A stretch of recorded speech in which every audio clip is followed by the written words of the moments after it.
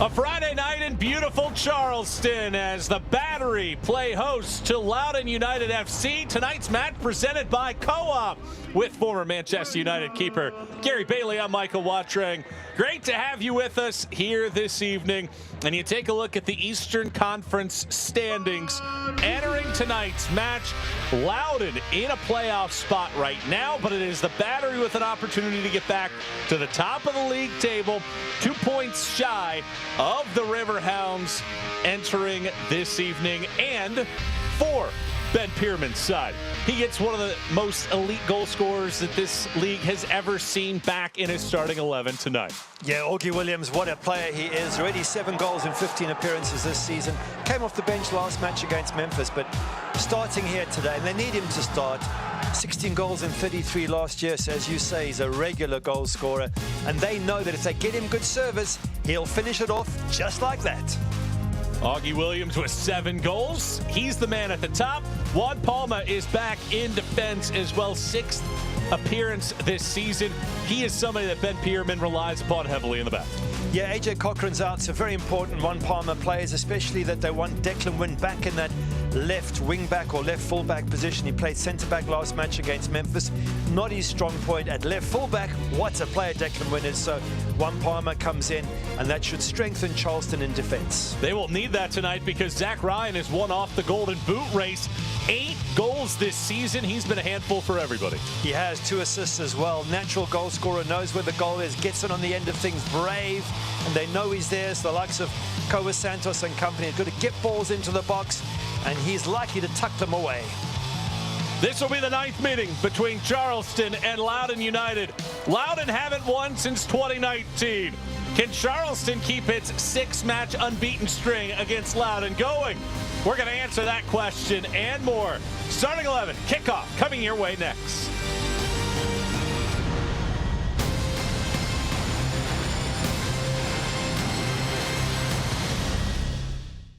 The estimated hold time is now 96 minutes.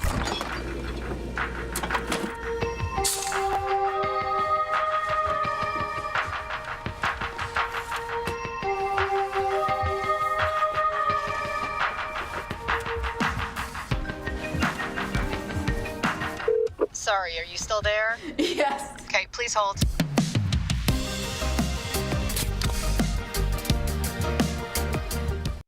You hear all the time about Diamonds Direct's prices and selection and warranties. All true, and all good reasons to give us a visit. But what really sets Diamonds Direct apart is something that's hard to put into words. But you will feel it. You'll know it from the minute you walk in. It's our unique culture, our passion, our genuine and absolute desire to totally revolutionize the way you experience jewelry shopping. It's why we do what we do. Diamonds Direct. Your love, our passion. This is your vacation, your beach, your fields of green, skies of blue, mountains of majesty. You're an athlete. You're obsessed. You're in love. You're in pain. Spirit drained, in agony, fighting gravity. Because you made a commitment to yourself and others. You work on your game, build your frame in blazing heat, exhausted and beat. Because when you refuse to yield, your spirit is revealed. You are an athlete. MUSC Health Sports Medicine.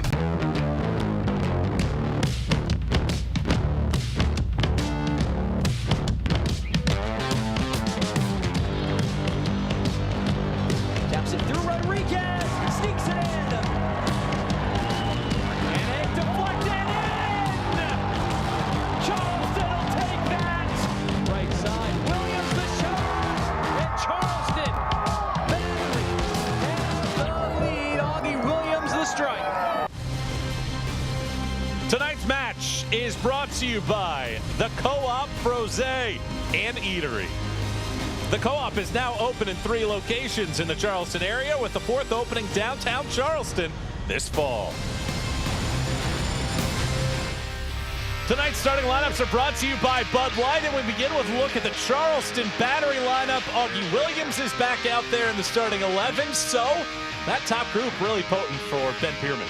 Certainly is. One of the changes, as mentioned earlier, Juan Palma in for Robbie Crawford, who drops to the bench, and Augie Williams in for Barajas, who's on international duty. But you're quite right, Avila, Rodriguez, Marcanic, and Williams all up front. That is powerful, and that is dangerous for the Loudoun United defense. Ryan Martin counters with this 11 for Loudoun United. Likewise, a couple changes for his unit. Yeah, the two changes. One interesting when Hugo Ferreira comes into goal, and of course he was with the Battery last year as a keeper. Dane Jackerman going to the bench, and Yanis Lehmann comes in defence for the suspended Daniel Chica. So two changes there in what looks like more of a 4-4-2 lineup. Those are our starting lineups brought to you by Bud Light. And we are just about ready to dial this thing up on a Friday evening, the opening game of a doubleheader on a Friday night in the USL Championship. There's Alejo Kalume, our official for this matchup here at Patriots Point. And we are ready to dial it up here. Augie Williams stands over the top of it. Black and yellow for Charleston. Red and white for Loudoun United. Waiting for the whistle here from our official. Charleston unbeaten in the last 6, 4 wins, 2 draws in that stretch against Loudoun since an October loss. And we are ready to roll on a Friday here at Patriots Point. Battery and Loudoun United taking flight. With Gary Bailey, I'm Michael Watring. Great to have you with us, and I wonder how this pitch will impact things. Very good point. Looking at the state of the pitch, the goalmouth is just mud. There's patches everywhere. It's going to be, and you can see as the players run little, you know, splashes of water. I think this is going to be a very difficult surface for both players to try and play football on.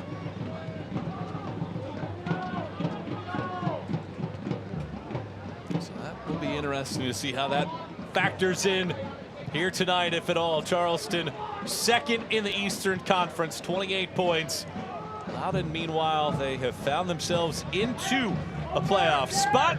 Today's keys to the game are brought to you by Gildan, a leader in high-quality, comfortable apparel basics, located right here in the Low Country. What are your keys? Well, for Charleston, reduce errors. In their last match, Declan Wynn made a mistake for the first goal. Trey Muse tripped over his boots and fell over for the second one.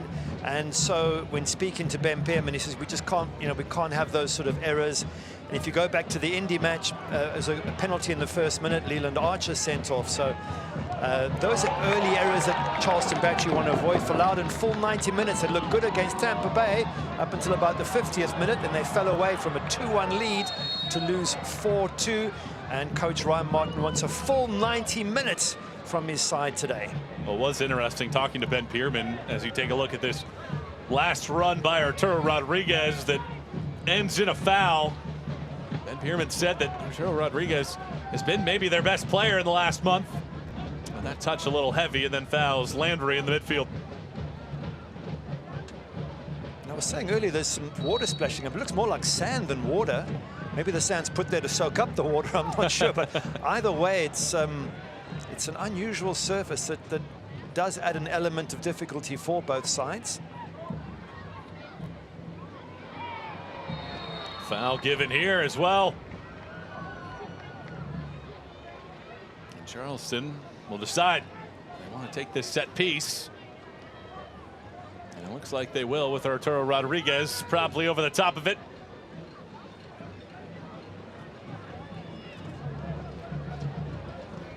Battery looking for their first home win since May 20th. And Rodriguez pelts the opening ball into the box. Now on a recycle. You talk about Charleston at home. They've had a couple of very strange games at home. If you look at the goals scored, they've only scored 1. They've conceded 11 in the last 4 home games. Absolutely weird. They got a thumping from San Antonio 7-0. Indy beat them 4 after they had Leland Archer sent off in the first minute. And yet in between that, they've had a draw against Detroit and a win against Monterey Bay. So I'm not quite sure which Charleston Battery is going to turn up here today. Swinging ball into the box. Rodriguez clipped in there by Chris Allen, blocked away. Zane sends it forward, toe pokes to Ryan, but it goes out. Well, that is the interesting thing that Ben Pearman talked to us about. we talked for the last month or so that perhaps that those matchups were the outliers, but he said no longer those matches are outliers. They've given up a lot of goals. That might be who this team has been at times. He needs to find some more consistent play from his group. Certainly does, but what a job he's done anyway. The Charleston have been top. They're now got a chance to go back top, and this is a team that last year were just terrible to watch, so he's really turned them around. Corner kick coming here for the Battery. Out swinging ball, headed back across by Patterson, but it goes out. Augie Williams closest to it. Battery getting a couple set pieces here in the first 5 minutes. And going back to that match against Memphis, Ben Pearman just saying there was just 2 crazy goals they gave away. One from Declan Wynn, inside the box, just was trying to find a fellow player and gave it straight to the opposition, who tapped it in the back of the net. And then goalkeeper Trey Muse comes out for a ball that maybe he didn't need to come out for, but either way, he looked like he was going to get there, tripped over his feet, fell over, and then got knocked into an empty net. So they had Barajas on the other side creating a goal and scoring. He was wonderful form, but still, you want to give Memphis 2 goals on their home pitch and try and get a result? Good luck with that. He called it a great performance, but certainly needs to find ways to not beat themselves. That's what has happened too often this year, but they're on the front foot early. Multiple bodies in the box as that ball is cleared away. Well, a night like tonight makes things fascinating for Charleston because there have been a variety of things, national team call-ups, injuries. Now they have a lot of these players in form. Marcanic has 5 goals this season. Augie Williams with 7. Avila is starting to make his impact after coming over from MLS Next Pro. Flag is up for offside. Now the question is, can all of that click together for a team that is one of the best in the league in terms of shot producing moments with 206 shots on the year? Yeah, Augie Williams is a huge part of any success they have, as we featured in the opening. Such a good striker, such a dangerous player. And every coach that we've spoken to who's played against Charleston Battery has always picked him out and said, well, he's the one player you do have to keep an eye on. And I don't think Ryan Martin's any different when we spoke to him. He said he's happy that Barajas is on duty, which we understand. And he said the other player to look out for is Declan Wynn coming up on that left-hand side. Loudoun trying to get a little bit of possession now. Mentioning that moment from Muse last week against Memphis. Ben Pearman said that he still wants him to be aggressive. The play that he made was right at the end of the half. Leland Archer and Barajas unavailable tonight. Archer with Trinidad and Tobago and Barajas with the Mexican U17 team.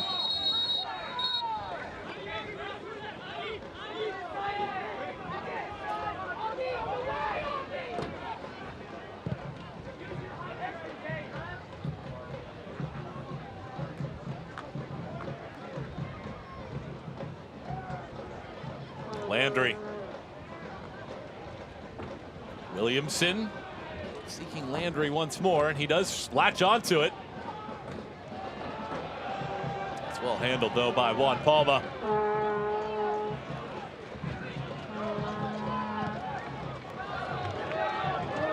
Williams the target. Nice play by Rodriguez. He gets it back. Stings it in, and just over the outstretched head of Avila. Second runner comes in. Handled easily by Farrow, who had 22 appearances with Charleston last year. Yeah, he'll be wanting a good match, Farrow, as you always do when you return to your old side. Muse heads it. By the way, that ball in for Augie Williams wasn't a good one. It was straight to the goalkeeper. He had his hands up saying, come on, guys, you've got to find me in the box. He's quite right. The striker for Charleston Battery needs a quality ball in for him if he's going to score. That ball in wasn't.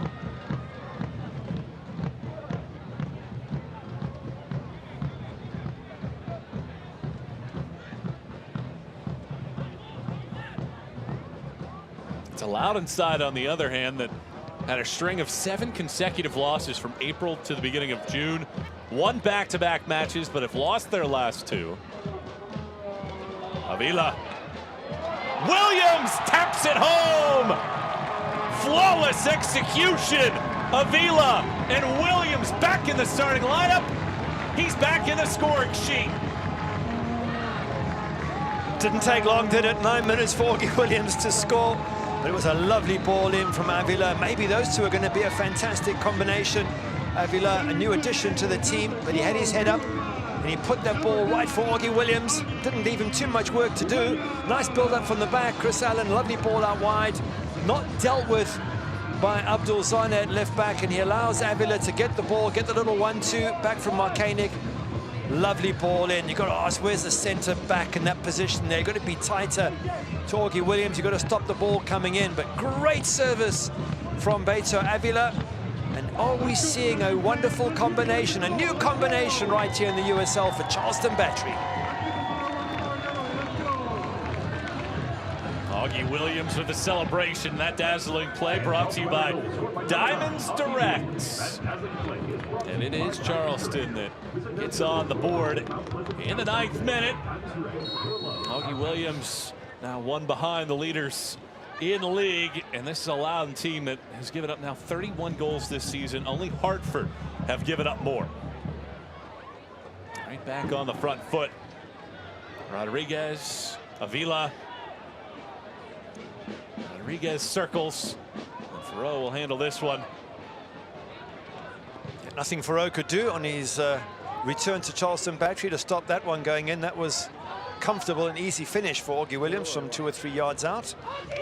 Big question now is how do Loudoun respond? They do have 2 wins away from home this season in their opening game away at Memphis, and I think that's before Memphis really got going. And they beat Miami FC a few weeks ago, which was a very good win. That came towards the end of the manager's tenure, who was then sacked and somebody else brought in. So maybe they were just catching Miami on a bad day. They do have the potential, Loudoun. It's just, can you see enough of that potential, which I think is something that their coach Ryan Martin often feels about this side, and even last year was the same, is that they look good so often, but they just can't close out games. Every coach that I've spoken to praises the attacking ability of Loudoun. Always something that teams have to be concerned about, but the volume of goals conceded continue to be vexing for Ryan Martin. And if you take the goal they conceded, their long ball out, Abdul Zane's got to win that ball in the air. He allows it to bounce, and then once Beto Avila's got a hold of the ball, then it was a nice little 1-2 with Marcanic, and he was in, and that's where the danger comes from. If you're a full-back, you've got to try and stop the ball actually getting into that dangerous position. That means winning your headers, knocking it out for a throw, and allowing the rest of your defenders to get back in place. Something Abdul Zane wasn't able to do there.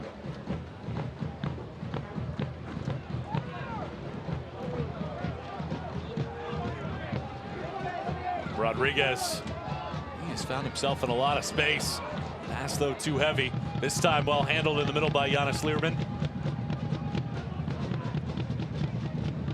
Ryan Martin talked about the Tampa Bay match last week. It was a good start, had some good goals.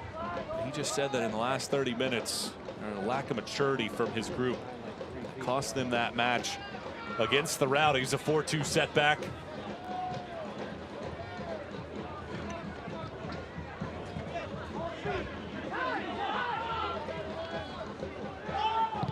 Just letting Arturo Rodriguez there on the left. We thought he might be more in the middle, but the way they've got it is they've got Avila on the right, as we see Ryan Martin in picture. Avila on the right, Marcanic middle, and Arturo Rodriguez left. But yeah, Ryan Martin, he must have been very happy. 2-1 up against Tampa Bay, 50th minute. They were looking so good last week at home, ended up losing 4-2, and he just said they picked us off, they knew what to do, they had the experience.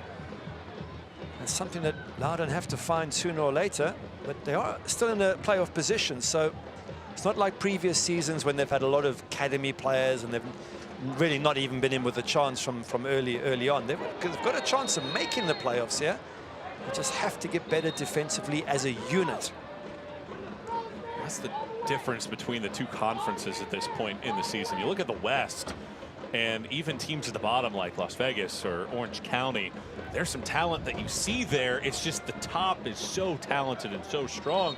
versus there's such a big discrepancy between the top few in the East and that bottom portion in the East, that a couple match good run, just like what Loudoun had where they won back-to-back matches, boom, you're right back in a playoff spot.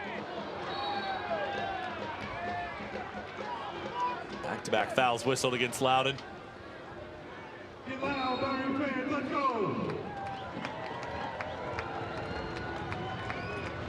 Here we go. Charleston has been traveling a lot of late. First home match in 23 days.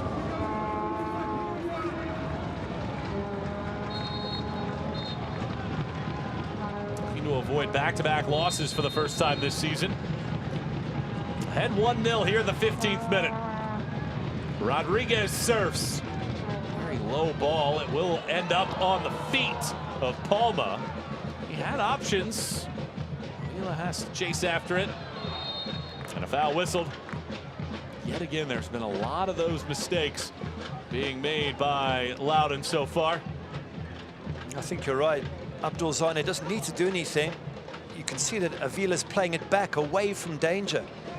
So just hold him up, let him do what he has to do, and now it's a free kick in a dangerous position. Have a look, he's going nowhere, he's going to play it back, let him play it back.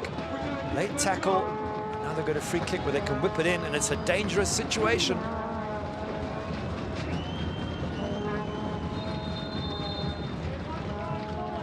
Here comes this ball, pounding in. Avila the intended target, Allen a second go at it. And headed out for a corner. Young Jace Clark, just 17 years of age, getting his head on that one. Another set piece for them to deal with. Don't think that was Chris Allen's best strike ever. But he is a defensive midfielder, hasn't scored in 17 games, and well, maybe that's why. Last goal came in October of last season. Set pieces have littered this opening quarter hour plus, and here's another corner. Bending in, Farrow got a right hand to it. Charleston have won every second ball, seemingly.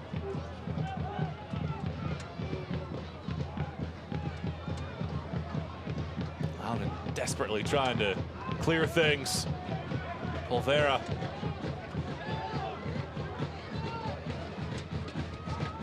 Avila already has an assist.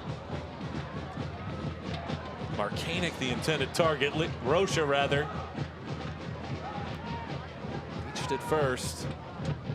So it's almost a lackadaisical approach from Loudoun in closing down. There's like a jog, no pressure on Charleston when they're on the ball. Let's have a look now. There's a little bit of pressure coming now for the first time in ages, but they're able to knock it around, and just don't see the desire coming from Loudoun, the desire that you need, and you quite rightly said it's a tough league, and you've got to want it so badly, and it's a sensation, and maybe it's just my personal opinion, that they're just enjoying their day out and seem to be relaxed. And when you've had 2 wins in 12, and the other 10 have all been defeats, there's been no draws in there, you should be fired up and you should be hunting down the opposition at every opportunity. Loudoun only have 1 draw this entire season, and they've now conceded a goal for the 12th consecutive game. Charleston lead 1-0 here in the 18th minute. Michael Watring, Gary Bailey watching this with you. Offside flag up for Augie Williams. Tonight's injury report presented by MUSC Health Sports Medicine. And a few players that are banged up. Moana out for Charleston again. Nagy and Awua out for Loudoun. And really overall, these two teams have been fairly healthy for much of this year, with a couple bangs and scrapes here and there. Here's a probing effort that Loudoun thought was deflected, and there was no such whistle. Goal kick. The only thing that probed was the final row of seats in the stand behind the goal. But they do have, what they do have Loudoun up front with Tommy Williamson and Zach Ryan, they have natural goal scorers there.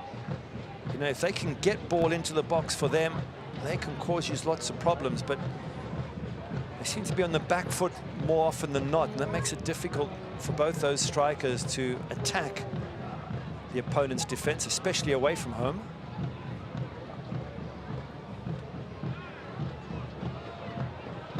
The ball not very well hit by Muse. Does stay in play.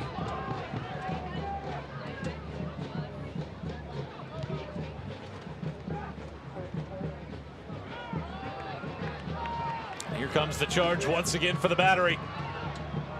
Vila slides. Nearly a cheeky pass forward for Marcanic, but intercepted. Zach Ryan making the run. Flag down here. Williamson hustling in the box. Ryan just blasts this ball. Wide switch of fields. Landry.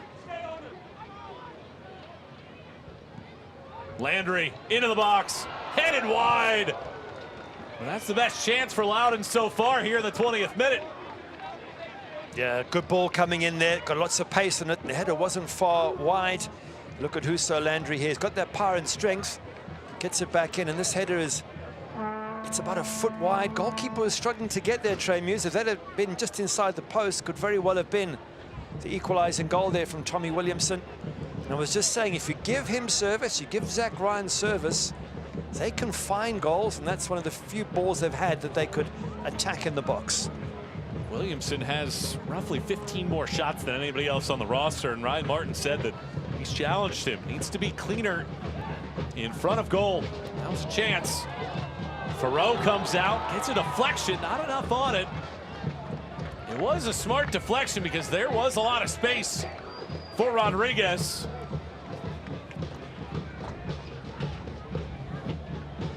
Let's have a look at it again. Getting balls into the box. Charleston Battery, they do ask questions of defenders, and you're right. Rodriguez was waiting. And maybe give Hugo Farrow credit, maybe just pushed it away into a safe area for his defenders to clear. Rodriguez takes this corner kick. Bodies fall down. And a whistle and a foul after the header is won in the box. And Hugo Farrow has been tested plenty early. The 26-year-old played collegiately at UNC Charlotte, grew up in Virginia, playing with Loudoun. He had 22 appearances last season with the Battery. That wasn't a happy season for him last season or anybody else at the Battery. Now he's at Loudoun and struggling once again. But they do, as we say, they do have hope. They are in that 8th position, so effectively they're in a playoff spot if the season was to have ended before this match. So they'll still be hoping they can scrape in, and you know what the playoffs are like. As long as you're in, if that's when you find form, then you can go a long distance. But again, if you go back to that last corner coming in, who won the ball? It was a Charleston Battery head. Just not enough from Loudoun. They're not enough 50-50s that they win, and they need to be stronger physically and mentally. Comes the build again. Rodriguez, he's had his prints all over the first half. He's able to run away here from Rocha. Rodriguez, a little bit of a softer cross. He had 2 options with Allen and Williams in there. It's a great run, wasn't it? I mean, he went off the length of the pitch there. And the final product, I think it was just stretching a little bit, but you're right, if it had been more at the near post, it could have been the most stunning of goals. Excellent defending. Take it right back. We're going end to end now. Who is it but Rodriguez? Williams. Defender slides, cuts off the angle at least. Allen. Here's Declan Wynn.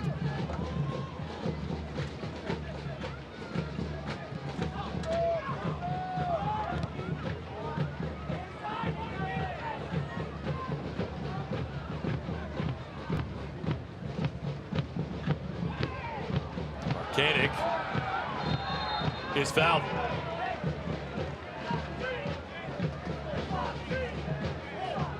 Big number 19 there, Husso Landry, so strong, but we're talking about that sand on the pitch. There's a lot of it there, and you know, when you see with slide tackles, you can see the sand coming up.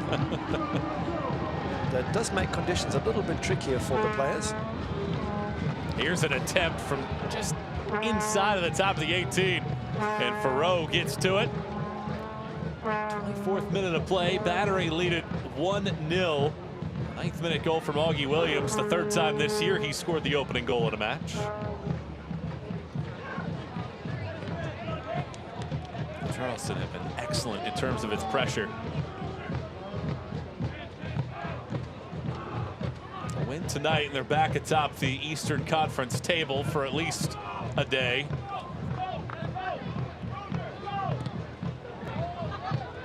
Williams as well on the first touch. Allen is offside. And lots of good runs coming from Charleston, and Chris Allen in particular, from deep in midfield, getting into that box. Yes, he's offside this time, but asking a lot of questions, Charleston Battery, of that Loudoun defense. We do get the sense that a second goal might be on its way at some stage if they keep this pressure up, the home side, because certainly getting glimpses of opportunities in the box.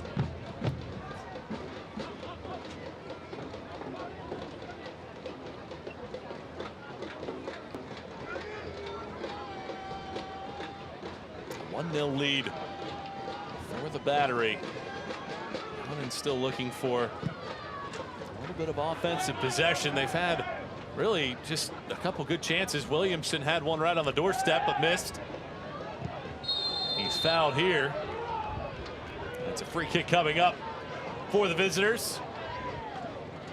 A Loudoun team that likes to score in the first half. 14 of the team's 20 goals this season have come in the first half.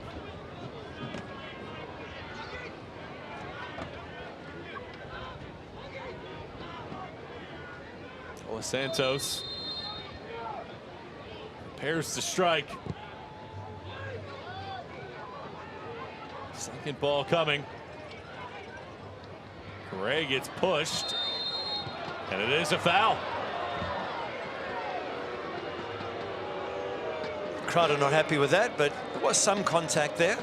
Just going back to your stat now, if you score 14 of your 20 goals in the first half, the way I would interpret that is we have a look to see if there's much contact there, Chris Allen. Well, there was a hand, a touch on the back, but wasn't. Have a look here, just a hand there, but no, I didn't see too much there. But it tells me that when they're relaxed in the first half, Loudoun, they score. But when the heat is on in the second half, and you've got to get goals, you've got to make things happen, that's when they don't perform, which is exactly what Ryan Martin said about the last match against Tampa Bay. In the final third of the game, the last 30 minutes, they really struggled to deal with a professional team who knows how to put the screws on. Loudoun have had to play comeback a lot. They've conceded the first goal in 10 of their first 17 matches this year. Just one win, 9 losses when they concede the first.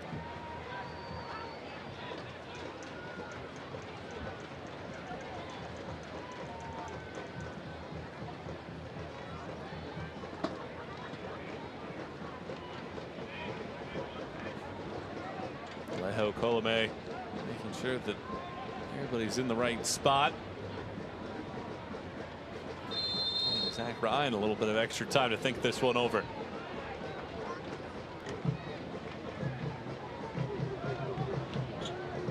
Now here comes Ryan.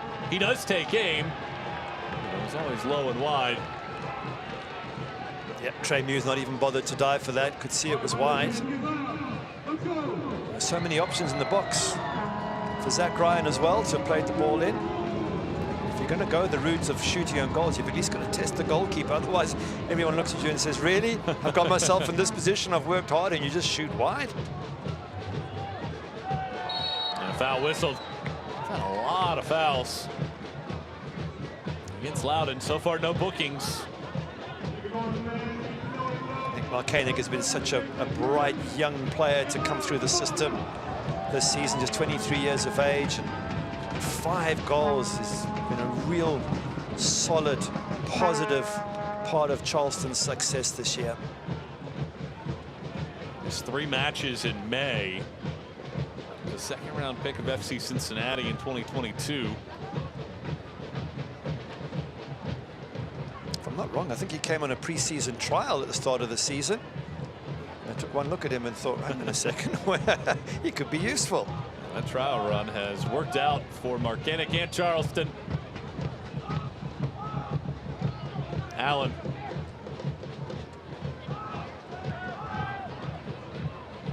Charleston feels very much like they're in control of this match at this point, but a 1-0 edge against the Loudoun team that has the ability to strike. A quick throw taken and a foul given. Abdul Zane got the wrong side of Dodson. And again, there's little slip-ups and free kicks in bad positions. And Zane, I was gonna say he's gonna be in trouble soon. Well, he's in trouble already.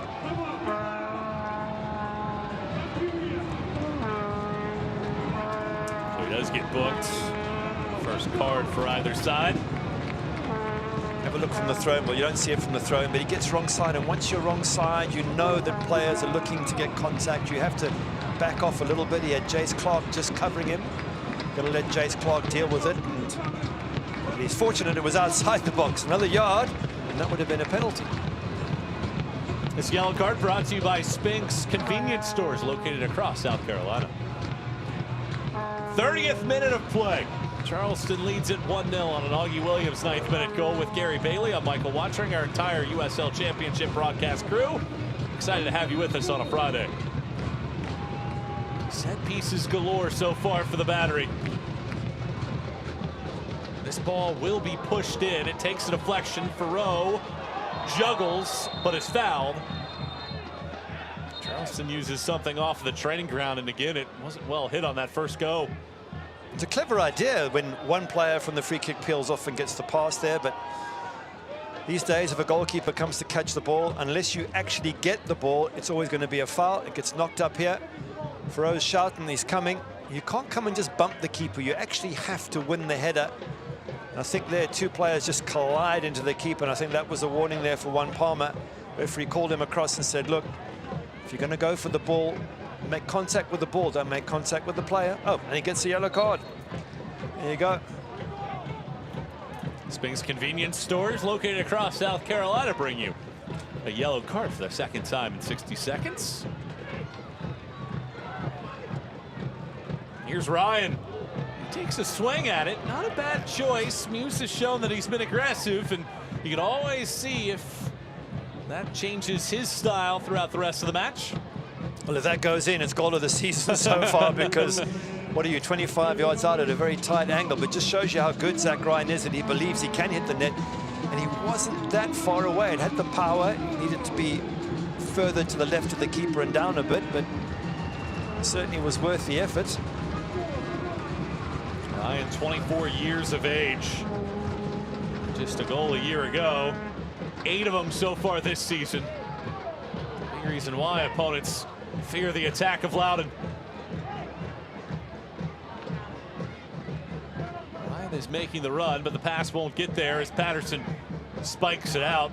Well, it's a great atmosphere, great crowd here today at Patriots Point. Just a boatload of fans here in attendance, and not many empty seats available right now, and if they are, it's because fans are going to get some concessions.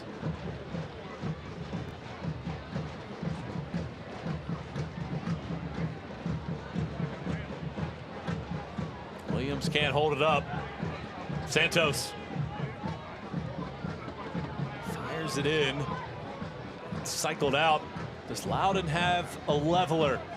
Get him in the final quarter hour. Does Charleston build this thing out before halftime? Yeah, it must be a concern for Ben Pierman. They've dominated the game so far, and they do have the one goal to show for it, but he's probably thinking, I could have done with a second. The amount of opportunity we had around the edge of the box, we should have done more with it. Because now they're getting back into this match, Loudoun. They really have struggled up until now, but all of a sudden they seem to be putting together a little bit of decent possession and some nice pressure.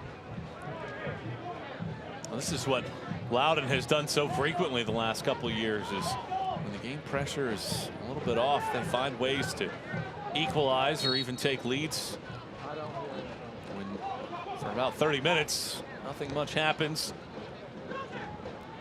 Their pressure now starting to come higher and higher up the field. Marcanic, nifty. Williams.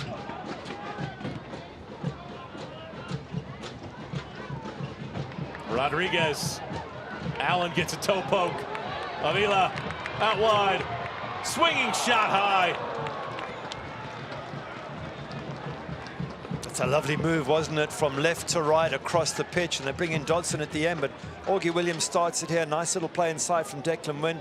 Rodriguez inside to Chris Allen. They're winning balls here. They're really doing well, and eventually it comes out to Derek Dodson here. And his shot, he believes, took a deflection. It wasn't too far away, but look at the time he had.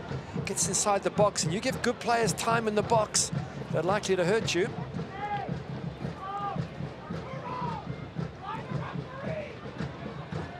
Dodson just scored a couple games ago in the 4-3 victory over Hartford.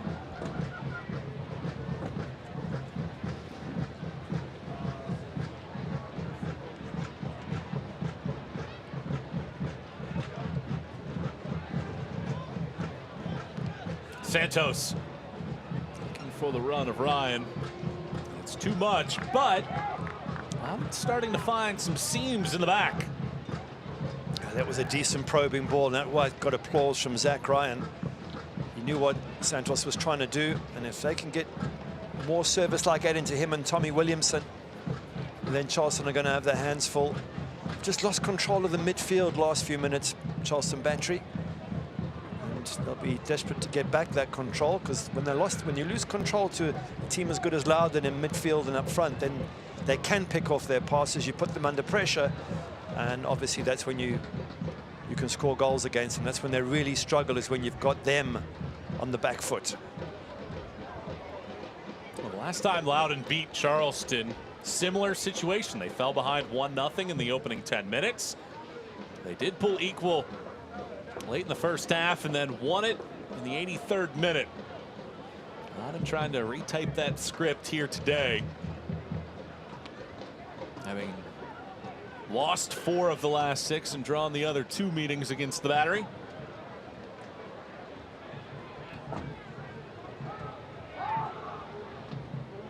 Charleston, meanwhile, looking for its first home win since May 20th, a 1-0 victory over Monterey Bay.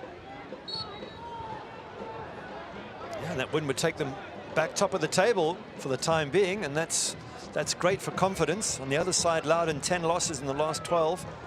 Another loss, and it's another dent to their confidence. So 2 opposing situations for these 2 sides, and for both of them, the 3 points is absolutely crucial. Williams commits the foul, and Garay gives Loudoun an opportunity.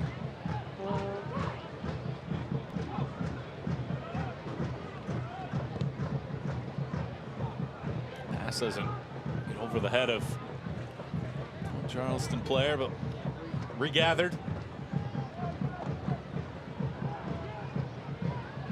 Williamson, first man to it,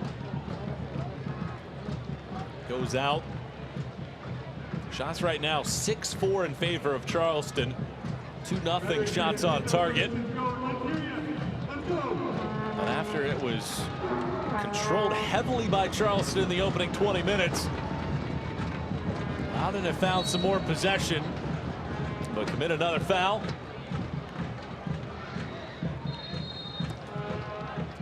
Battery matches are a perfect place to make lifelong memories with your friends and family. Your group of 10 or more can enjoy discounted tickets, exclusive on-field experiences, and private hospitality areas to catch the match. Visit charlestonbattery.com to learn more and plan a memorable night at Patriots Point.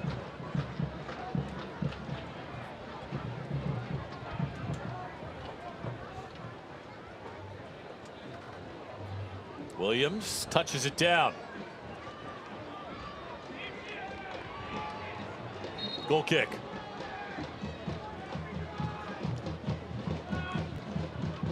Yeah, you were saying shots on target, 2 for Charleston, none for Loudoun. That tells a story. Again, without trying to pick on Loudoun, you've got to get shots on target. You've got to test Trey Muse. You know, the lovely football, the nice build-ups, that's all one thing, but ultimately, at the end of the day, it's shots on targets, crosses, dangerous crosses into the box, things that can lead to a goal. That's what really counts, and Charleston Battery have done it. Loudoun haven't yet. There's still plenty of time. Hughes hasn't made a save in the last 2 games. He's given up 6 goals in that frame.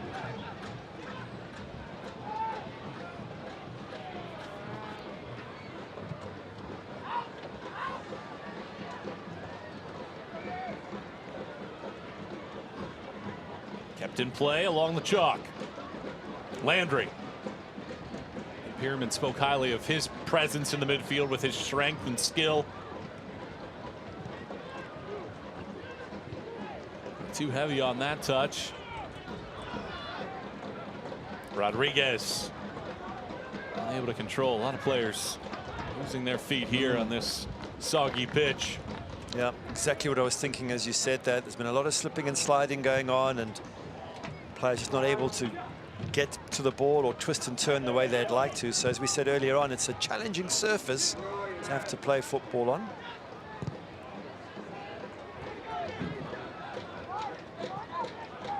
Final 15 minutes of halves this season have been treacherous for Loudoun. They've given up a league-leading 8 goals in the final 15 minutes of the first half and second half this season.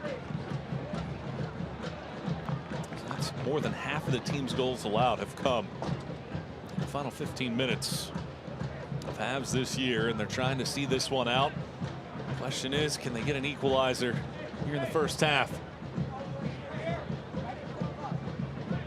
It's a challenge for Ryan Martin, such a good coach. And when we speak to other coaches, they say Ryan Martin's one of the most unsung coaches in the league because he's always had young teams and academy teams. Oh, here's trouble. Avila, excellent interception against Clark. Clark goes down, and he will be shown red. And the young 17-year-old defender will send Loudoun down a man for the final 50 minutes. Keep doing this, and I don't blame him. He was the last line of defense, and he's either get that ball or he knows it's going to be a red card. But that's the second match in a row in which they've had a player sent off in a similar situation. Maybe it is his fault having seen that because he doesn't get the clearance. But even there, don't dive in. He's still got a long way to go, Beto Avila. Just take another step.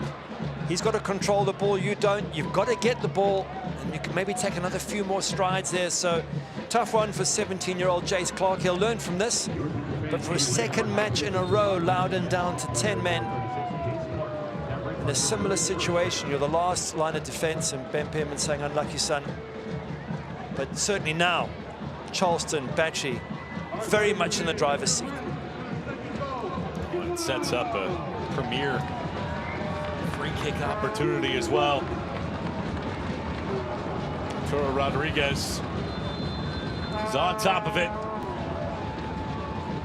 Rodriguez strikes too high. Farrow might have had it covered, but it does go high. That's such a tough blow there for Loudoun United. And this is where Charleston, and we look at the shot again, just goes over this free kick, just goes over the bar. But the previous incident's a massive one because it's a whole second half with just 10 players. And it's where the decisiveness of Avila just puts pressure on a defender, forces an error, an early tackle maybe, because Farrow had waited. It didn't, you know, Jace Clark maybe could have taken a few more steps before making that big challenge. Instead, they've now found themselves in a situation where with 10 men, 1-0 down away from home, it is such a mountain to climb for Loudoun United. And when you go back to the last match, they had Daniel Chica sent off, and he was sent off in the 86th minute. Well, there's only 4 minutes from time. This is in the first half. This is a major problem for Loudoun United. Foul on Augie Williams. Third time this season that Loudoun have been down to 10 men.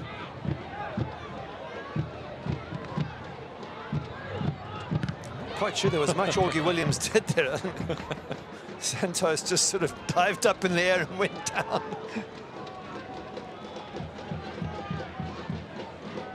Loudoun have been climbing a mountain much of this year. And yet again in his position. Down a man. Needing to find some magic. Santos. Trying to rifle it through a couple defenders. Patterson chests it to the ground.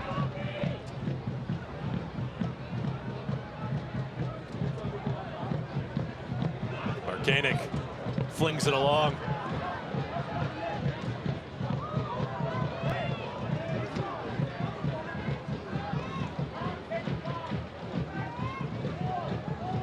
Now the Battery thinking about a second before halftime. Yeah, I was looking at saying the same. The Battery in total control now. They've got the extra man. They've got the goal up. You do get the sense that they feel that this is a matter of just being professional, doing what you have to do, getting the second and closing this game out. But this Loudoun side have created a few shocks this season already. I wouldn't take anything for granted.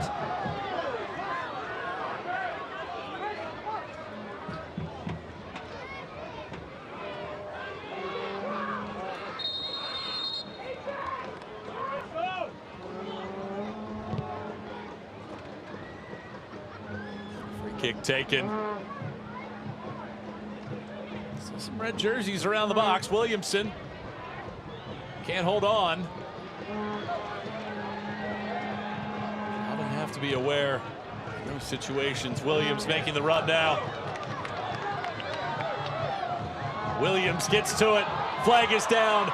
Augie Williams gets a touch to it, but just a tad heavy. So close for Augie Williams there. It was a bouncing ball. Nice to see the players helping each other up there. But it was a bouncing ball, difficult to bring under control. Lovely ball there, play. They saw Augie Williams on the counter-attack, but bounces high, and then it bounces again here, and he's struggling to bring it under control.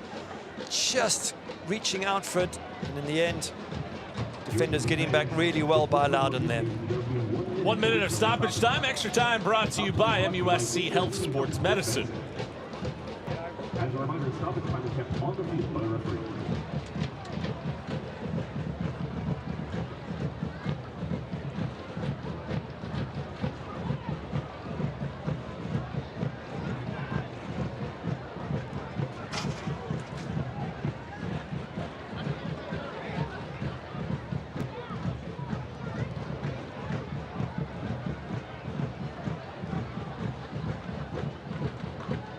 Closing in on the end of the first half, Gary. What do you do if you're Ryan Martin in the locker room? Can you make a change? Can you do anything different? Yeah, it's a tough one. Not that he has a ton of players on the bench that he can bring on to make a big difference. He's just going to have to implore them to work hard second half, believe that they can get back in this match. They do have Wesley Leggett on the bench, who's a speedy winger, but it really is a mountain to climb. But he's asked for his team to be tough. He's asked for them to show character. It would be some character if they can get something out of this match, Loudoun United. Augie Williams scores in the 9th minute. That has Charleston on top. Loudoun is down a man for the duration after a red card given in the 41st minute. A lot of fascinating things to come in the second half. Can Charleston pull away? Does Loudoun have something surprising? Halftime at Patriots Point.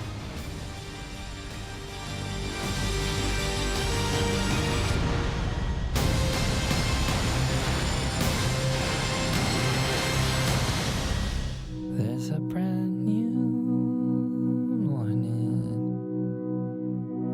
rising clear and sweet and free. There's a new day dawning that belongs to you and me.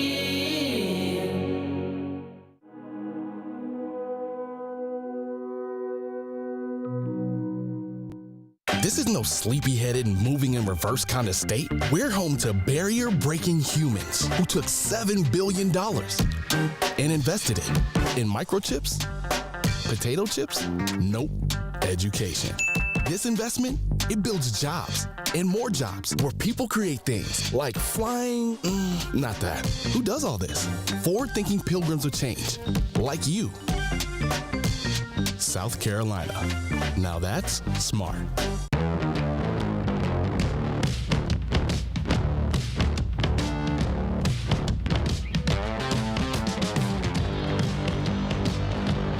Taps it through Rodriguez. Sneaks it in. And it deflected in. Charleston will take that. Right side. Williams the shot. And Charleston. Battery has the lead. Augie Williams the strike. Charleston is located in the low country of South Carolina. They history here. It runs deep, and you can't imagine being anyplace else.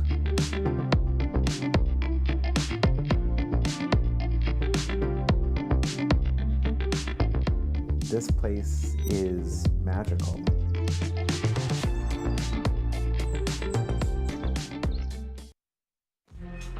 Welcome back to Charleston at halftime between the Battery and Loudoun United. The Battery are back at Patriots Point on Saturday, July 22nd, and facing the Pittsburgh Riverhounds. Tickets are available now via SeatGeek, the Battery's exclusive ticketing provider. Get your tickets now and save up to $10 per seat when you buy in advance.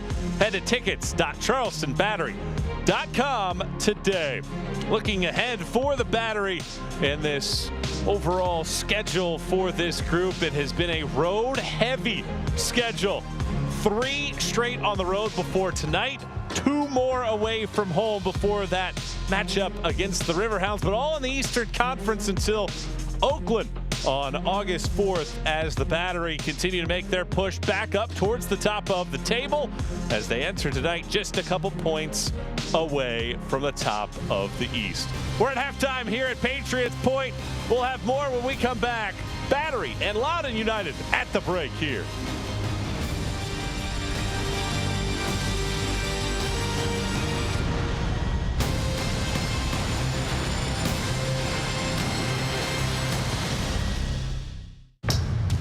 Are you ready? Ready for more of the game you love? Ready for more players and more teams? Ready for more stadiums, for more fans in more cities? This is a different league. The USL Super League. Built for the future of women's soccer. Bridging the journey from youth to pro, connected to the global game, and bringing it all closer to home. Are you ready?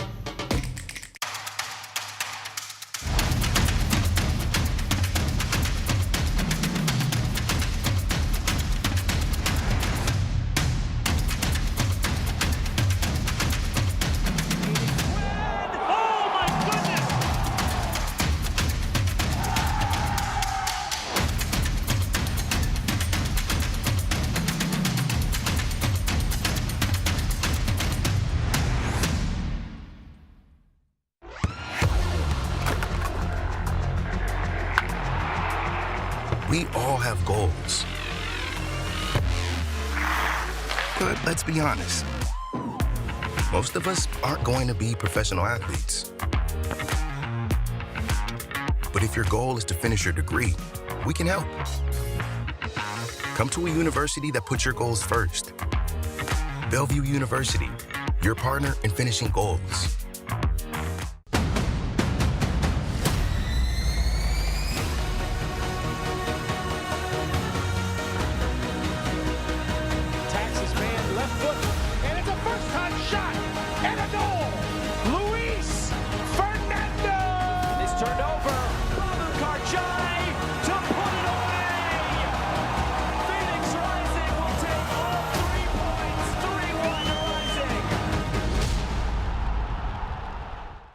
There's a brand new morning, rising clear and sweet and free. There's a new day dawning that belongs to you and me.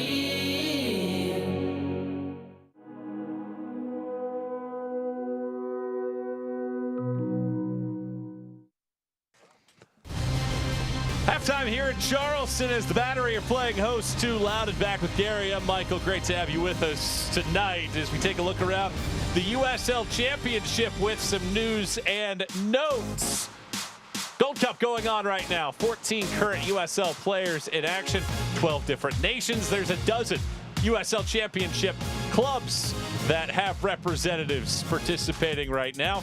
Hartford has made a change, another change in the championship at the top. And ESPN2 tomorrow night at 11 Eastern. Be sure to check out Phoenix Rising and Memphis 901 FC for that one. Mike Watts and Devin Kerr have the call of that one.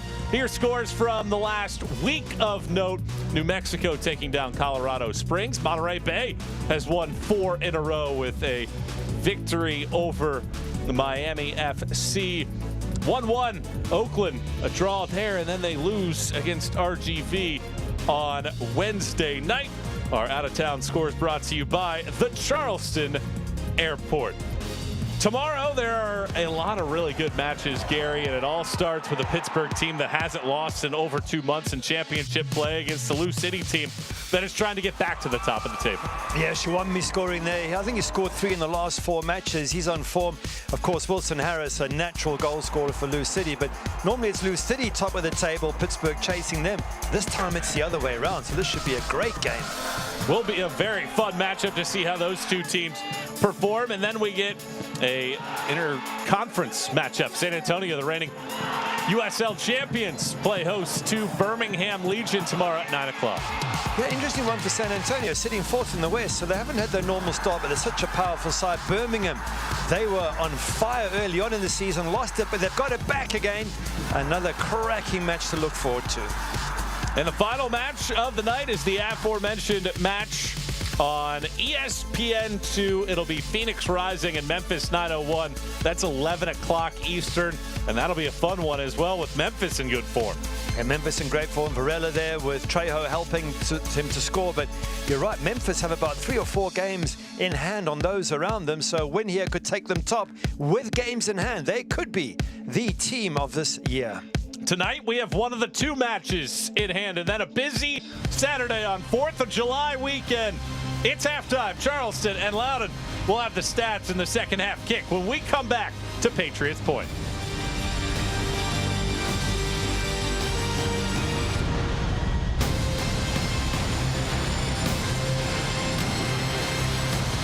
The estimated hold time is now 96 minutes.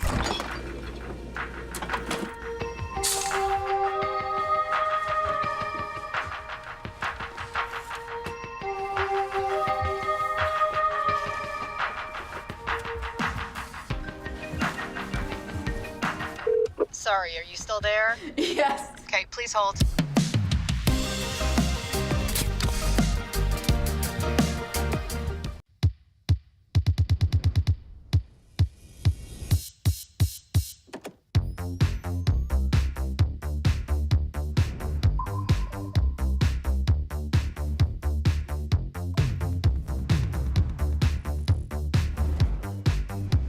Hey Google, turn up the heat.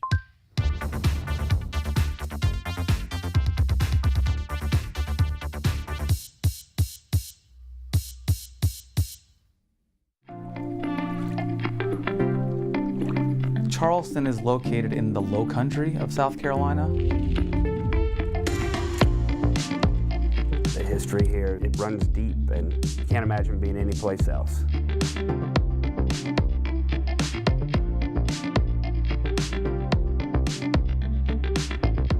This place is magical.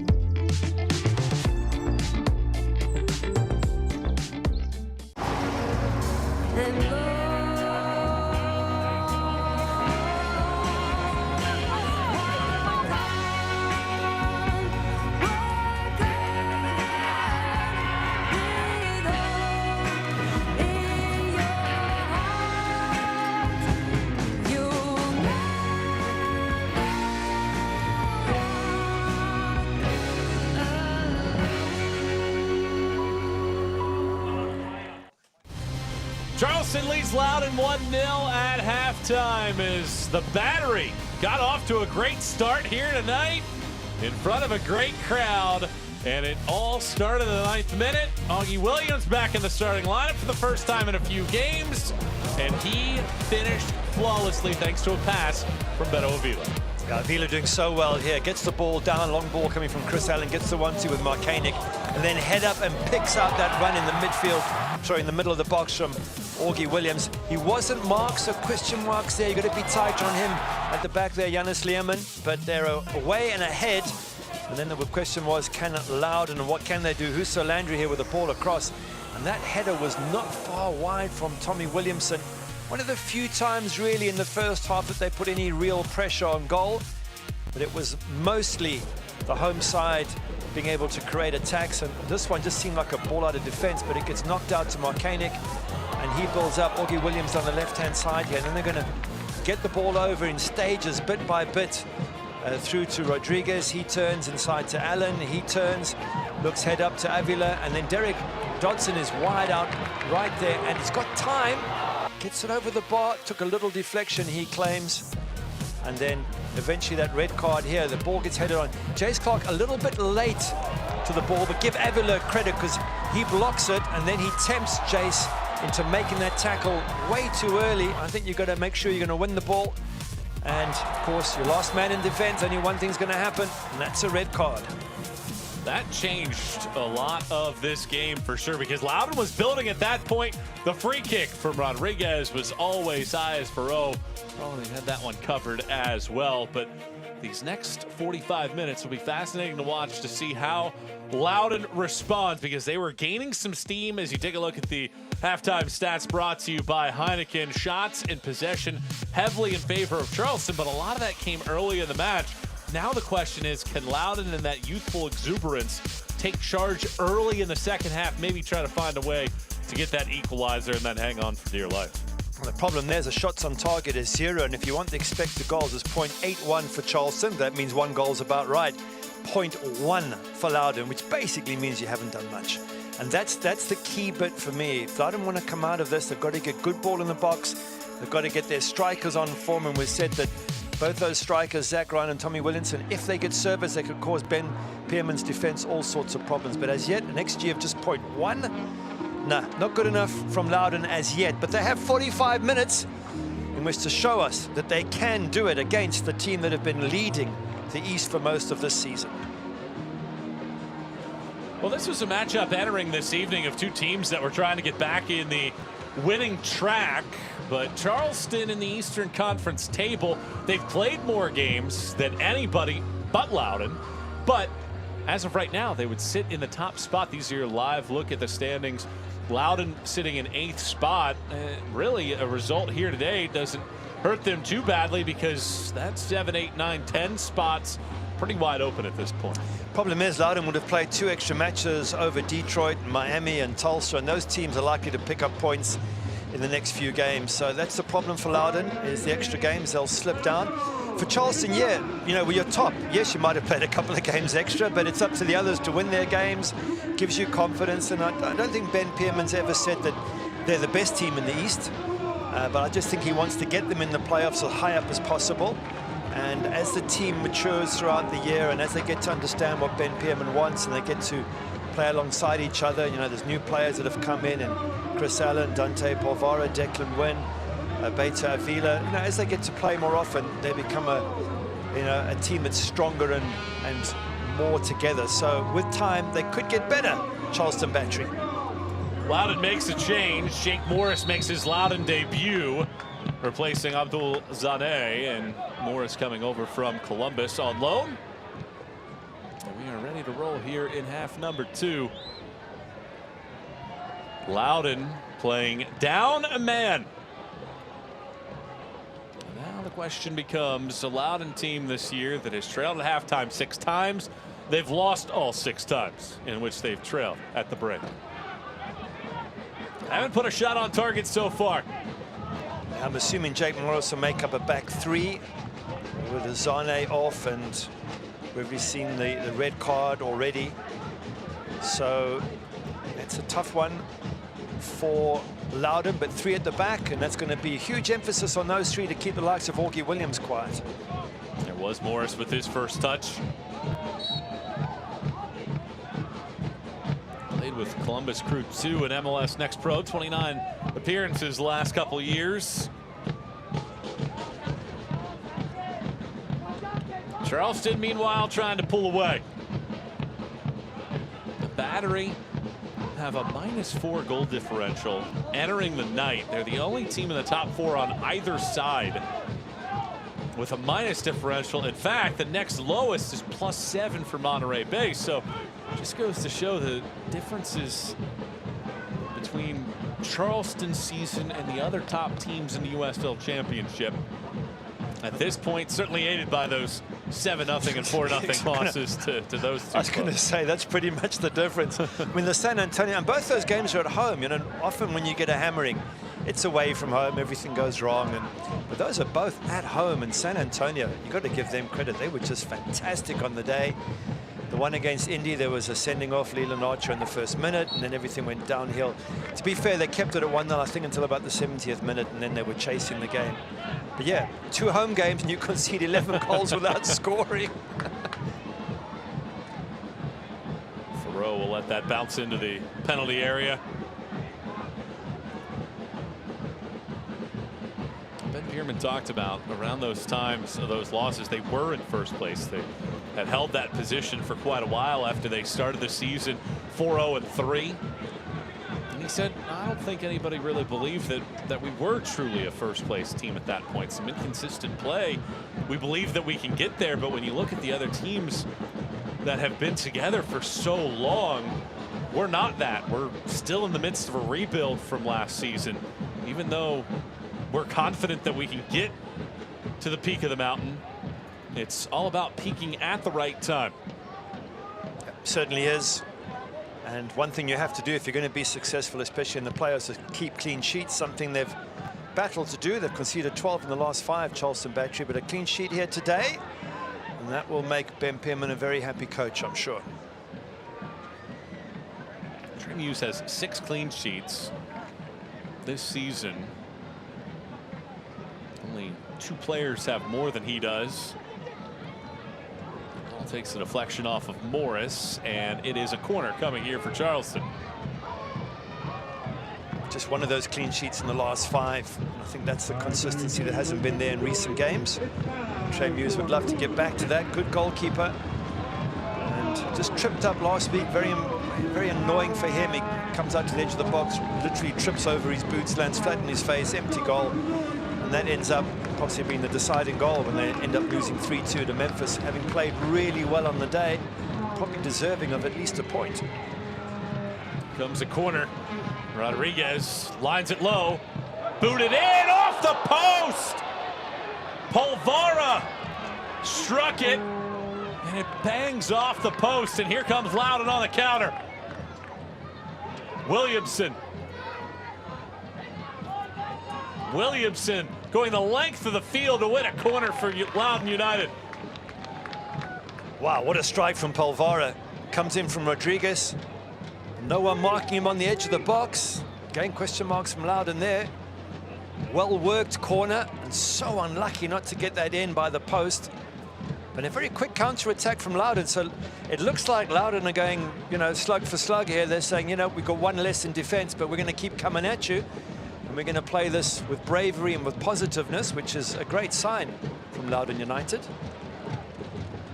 What a switch this would be if Loudoun can capitalize. Win the initial ball, like their counterparts. Landry charges past one.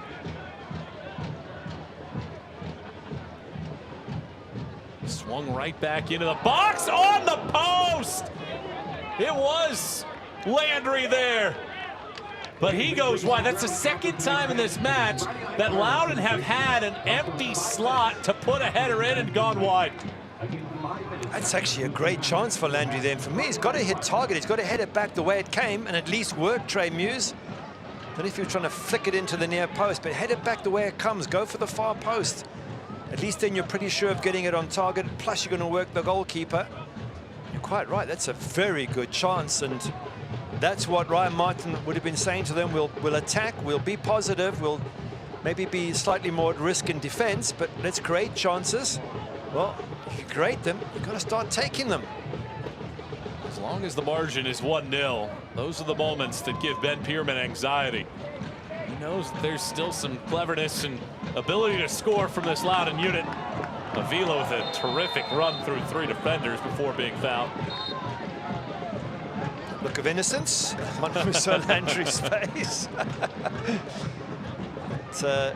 Avila has been a very good addition, I think, to this Charleston team. He threatens, he goes at teams. He set up the first goal. He's quite a strong player as well. Takes the knocks, and I think you're going to see him being in valuable to Charleston Battery for the rest of the season. Had 8 appearances with MLS's Houston Dynamo this year before being loaned.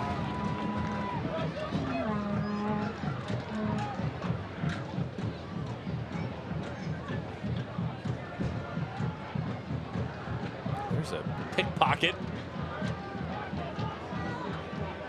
A lot of running for this Loudoun upper group. Landry is wide open in the middle of the field with his arms out. Nobody can find him this time. And Muse hauls it in. He's the 4th highest career saves among active keepers. Closing in on 300 for his tenure. Hasn't seen one on target though tonight. And they're putting in a lot of work, Loudoun players. They're bombing through from midfield. Garay was getting in the box there, and if they keep this work rate up, I do worry for them for the last 10-15 minutes. They'll be a little bit gassed. And even Williamson here has dropped into that sort of left side role. They're working hard. Zach Ryan dropping back as well. And then having to race forward to be on the attack. So any danger with this ploy, it's very positive, and I love it. But have they got the legs to keep it going? And maybe the solution is to bring on a whole bunch of subs towards the end, which might be what Ryan Martin has in mind. Williams the target of that pass. Morris nods it back, and Farrell picks it up. Despite the fact that Loudoun has been down a man, Chase Clark picked one up in the 41st minute. Still been able to find some clever attacks.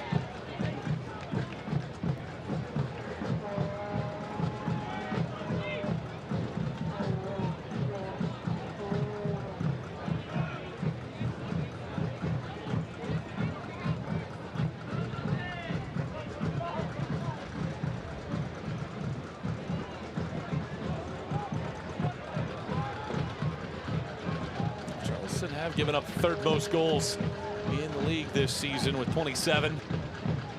Loudoun the 2nd most at 30. So entering this match, nobody necessarily saw 1-0 being the final with the way that these two teams have given up goals this year. Yeah, I'm not so sure it will be the final score though. It's got the sense that Loudoun are either going to surprise Charleston by getting that half chance, or they're going to gas themselves out and then get caught and concede a 2nd and 3rd. And it's probably the latter. It is most likely. I'm sure Loudoun fans will be hoping that they can just catch Charleston Battery on the break and get back onto level terms.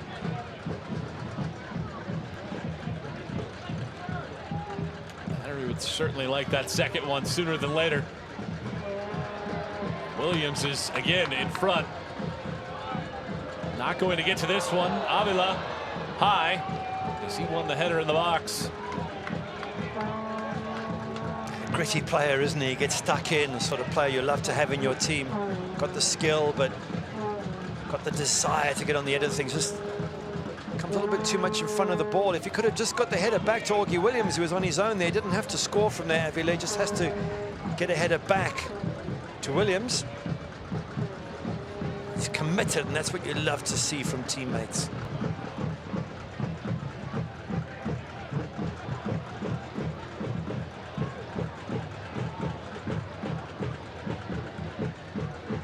Goal kick taken away. Pass between both Williams and Avila that time.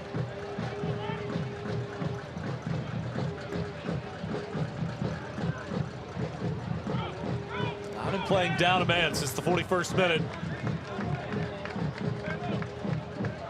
I see some subs warming up on the touchline. I can't see who it is, but you do get the sense that Ben Pearman has got the likes of Emilio Ikaza back. He'd love to get him in midfield. Tristan Traeger, Andrew Booth, these are all good players who come on with fresh legs. So pretty sure we'll see some of those getting on the pitch in the next 10 to 15 minutes. Here come Loudoun once more. Low lining ball, was looking for Ryan. Jake Morris. First that left foot, but Avila sensing that, sends it out.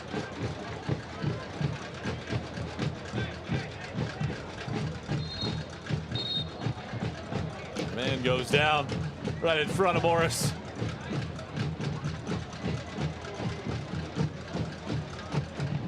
Looks like Avila just discussing subs, and for Loudoun, Wesley Leggett, he's been a good player. He got against Miami FC when they won that match. He won a penalty just with his pace into the box, and he could be somebody that Ryan Martin brings on to try and get them back in the game at some stage.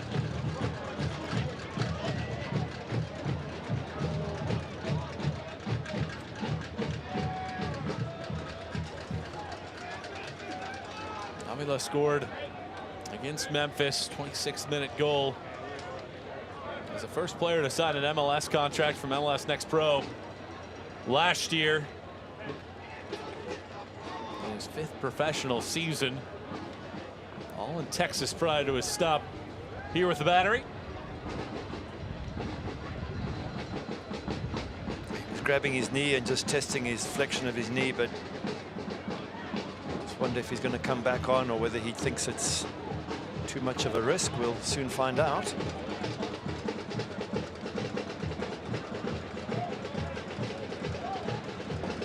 Ben Pierman said that he has about 6 players for 4 positions in the attack when everybody's healthy and when everybody's right. And he wants those players to have that competition to make those decisions on who should be in that 4-starter group. Avila has certainly made his push for that. And Tristan Traeger is going to replace him in the rotation. 23-year-old, played collegiately at Air Force.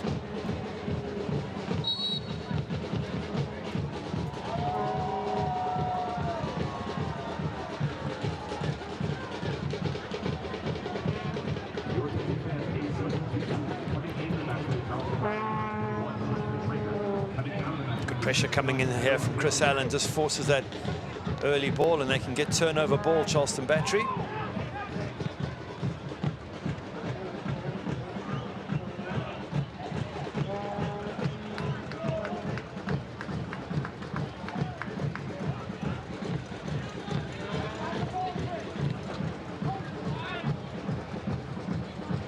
Williams trying to come on to possession.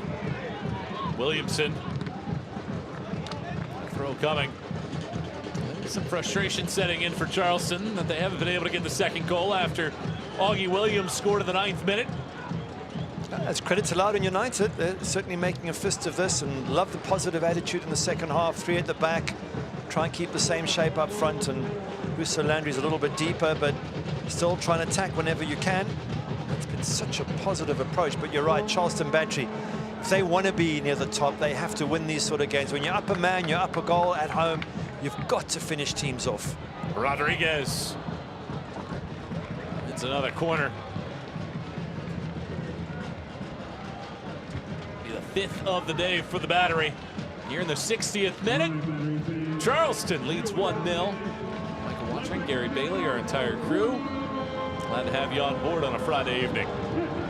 Battery looking to get back to the top of the Eastern Conference standings. Loudoun looking to maintain a stranglehold of a playoff spot. Both teams looking to bounce back from losses.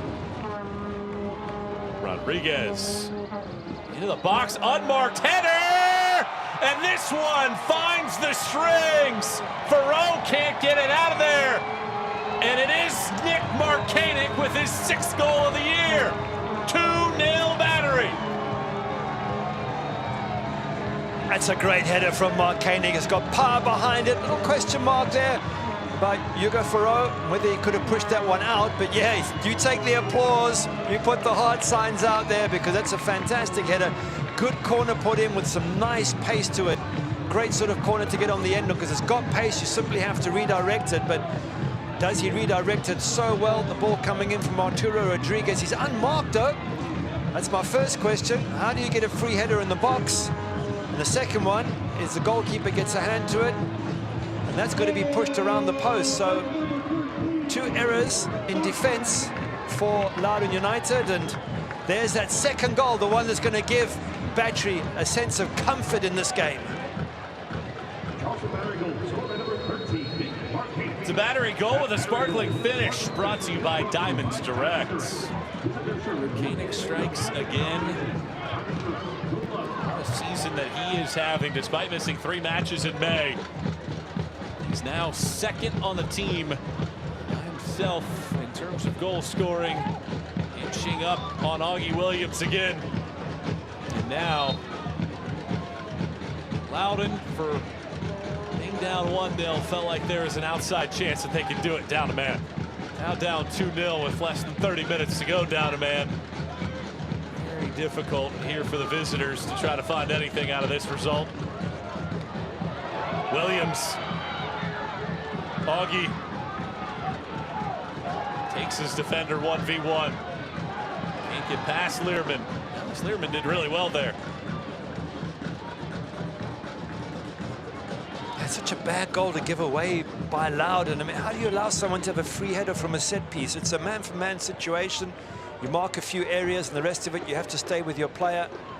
And he's one player you would be marking, Marcanic. He's an attacker, he's tall. And he's just allowed a free header in the box, and the goalkeeper, Farrow, gets a hand on it, gets two hands on it, and isn't able to push it around the post. So it's those sort of errors that trouble Loudoun on a fairly regular basis. Well, a foul and a card. Olvara joins Juan Palma in the book. Yellow cards brought to you by Spink's Convenience Stores, located across South Carolina. Olvara coming across here, doesn't get the ball, hits the player. It's always going to be a free kick, and often it's going to be a yellow card.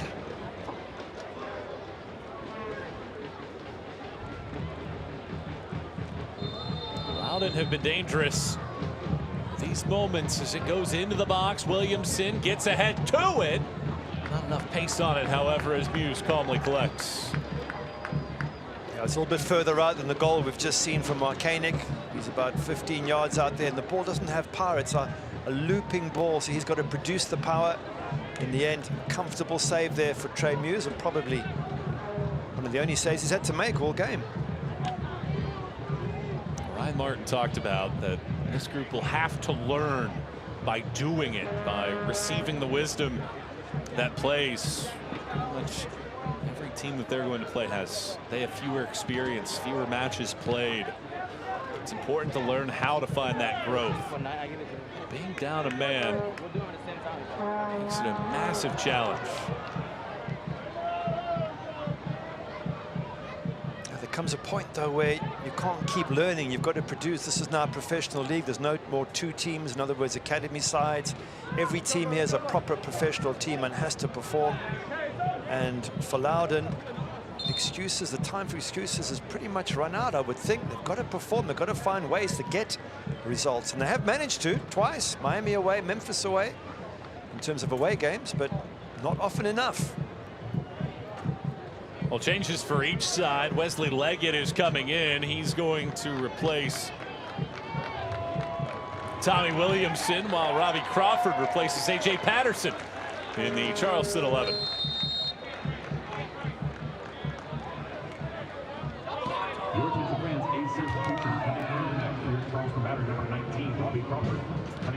A.J. Patterson, special time for him. If I'm not mistaken, his wife is about to give birth, and maybe the coach has pulled him off the pitch and said, hey, jump in the car and get to the hospital. Well done, we've got the points in the bag, you would think. If I am correct, and his wife is expecting, we wish them a safe and happy birth and wonderful times ahead with their newborn.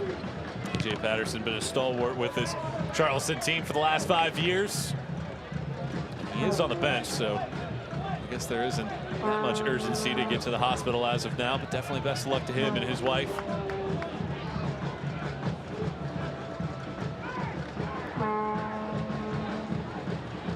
Traeger chips it.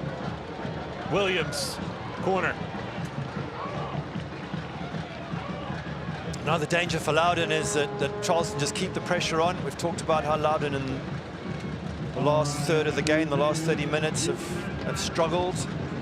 They put a lot of effort in the second half in the first few minutes to chase the ball down and just hope that their shoulders don't drop, the confidence doesn't drop, and they start conceding a whole bunch of goals. Here's Arturo Rodriguez with another corner. This one low, skips off of the ground. Olvara thought about taking a swing. Rodriguez, a lot of real estate here. Another corner coming up for Loudoun, and it's a very short turnaround as well. They play Monday night against Hartford back at home at Segra Field. That's the Loudoun matchup on Monday night prior to Independence Day. 7:30 kickoff for that one. And they have Lou City away after that, so, and Detroit away. There's some tough matches coming up. Swinging ball. Headed out. Loudoun down to 10 men since the 41st minute. They gave up a goal in the 9th minute at full strength. And Nick Marcanic unmarked on a corner in the 61st minute. It's 2-0 in favor of the Battery. Rodriguez. That ball nearly went into the back of the net. Ferreau had to make a save after Rocha bounced it back. Let's have a look again.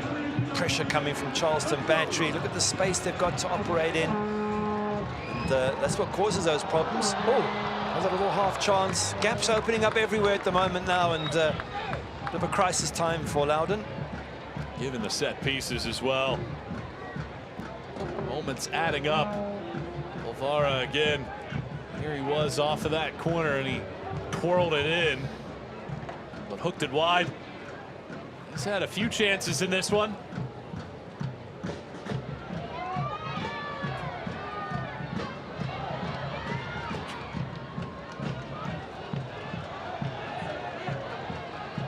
'69th minute. Battery are hungry for more. Well, they haven't scored a home second half goal since April 8th. Until Marcanic scored here in this second half. Rocha eats it out. A team that has won just once since starting the year, 2-1 at home. In firm control of this one. A man up. 20+ minutes to go. Yeah, 2 goals up, a man up, and a very tired and tiring Loudoun United. So you just don't see a way back in for the visitors. With this pressure, look how many yellow and black shirts there are around the edge of the box, winning the 50-50s, and with the extra man and the tired legs of Loudoun, it does look like game over. And after this, Charleston got a couple of difficult away matches. Indy away, and Miami with a new coach away as well, and then Pittsburgh home. So these 3 points, should this result remain, these 3 points should be most welcome ahead of these tough games coming up for the Battery. Ending this very long road swing. This is that one game that breaks up a string in which they play 5 on the road in about a 35-day window. 2 losses and a win in the first 3 of those 5. To be fair, Pittsburgh away, that was a tough match, lost 2-0. The last one, Memphis away. Memphis in great form at the moment, and they really shouldn't have lost that, as we've said before. Marcanic. Marcanic! 3-0 Charleston, and a brace for the 23-year-old Battery in full control of the 3 points now. Yeah, well done, Marcanic. We were talking about him earlier being such a good addition to the side, such an exciting young player at 23 years of age, and he's second of the game. Good finish, tucks it in, but again, loose defending from Loudoun United, and they're getting punished for their mistakes by this man in particular, Nick Marcanic. He's now got his 7th goal of the season, but they're winning the 50-50s. They've got space to operate in. Look at this space for Arturo Rodriguez, and Marcanic just takes it off. Again, they don't win the ball there.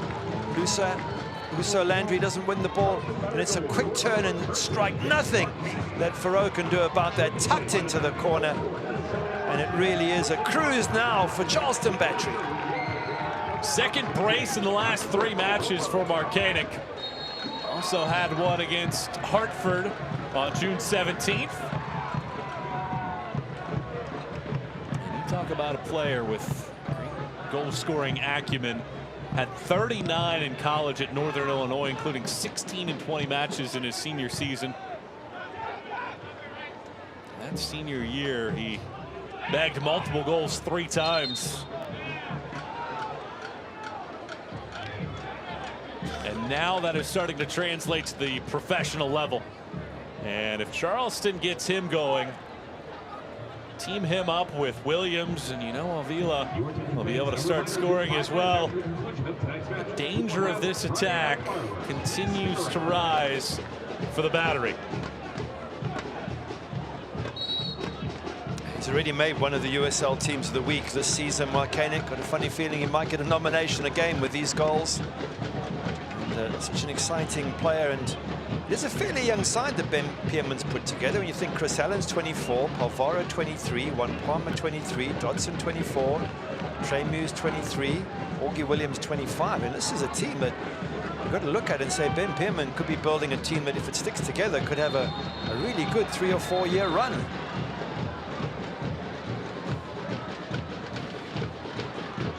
Two men on the pitch for Charleston are 28 years or older. That's Declan Wynn at 28, Robbie Crawford a sub at 30. Well, he likes to have that experience in the back. You have AJ Cochran, who's out. He's 30 years old. Leland Archer, who's in Trinidad and Tobago. And you have Fidel Barajas, the 17-year-old, coming back as well. And he's a wonder kid. He's with the Mexican U17 team, and some of the goals he scored one and made one last week against Memphis.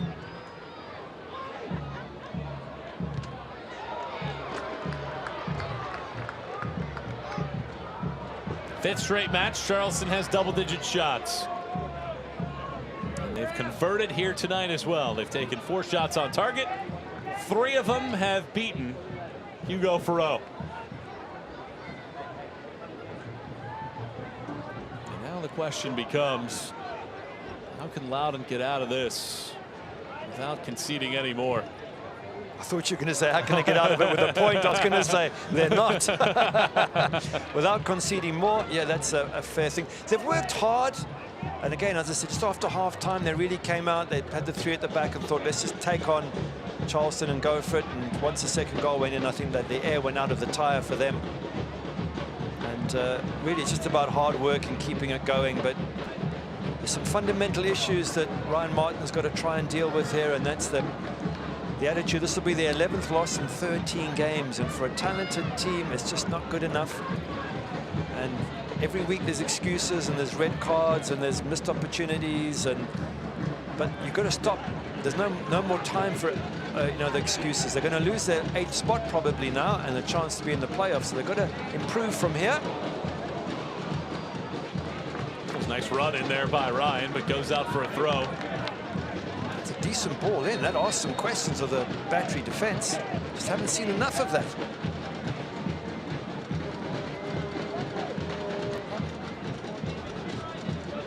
Two changes coming up for Loudoun. It is going to be Abdul Kawada and Graham Jones coming in. A pair of teenagers for Loudoun United. Jeremy Garay and Jackson Hopkins, I think, is the other one.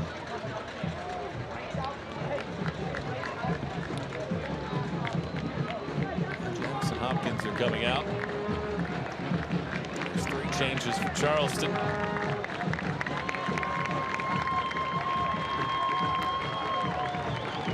Augie Williams is out. Jesse Randall is in.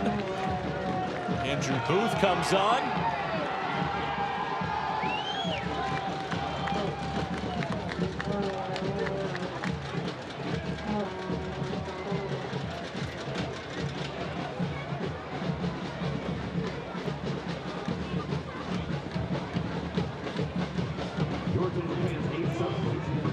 Makes sense what Ben Pearman's doing. The game is wrapped up. Get some players off, give them a rest, get others on, and give them 15 minutes just to enjoy the atmosphere. Not much can go wrong, you would think. 3 goals up at home with a man up as well. So logical changes from Ben Pearman. Ryan trying to get to the top of that ball.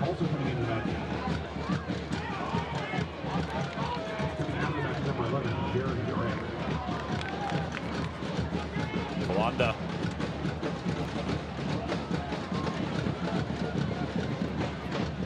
Emilio Ikaza also in as Chris Allen comes out.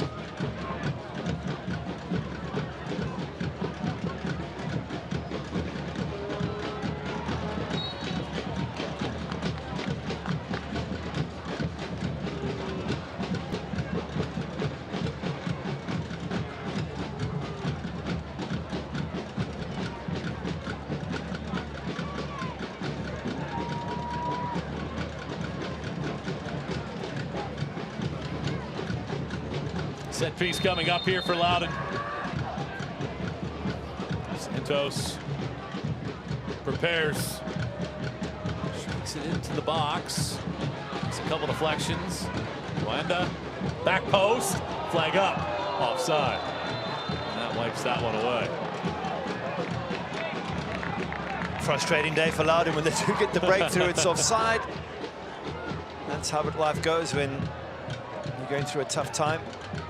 Nice ball in, but well stepped up by Charleston Battery, and I think this is, you've got to give credit to the organizational structure there for Charleston Battery. They recognize the moment to step up, and that creates the offside situation.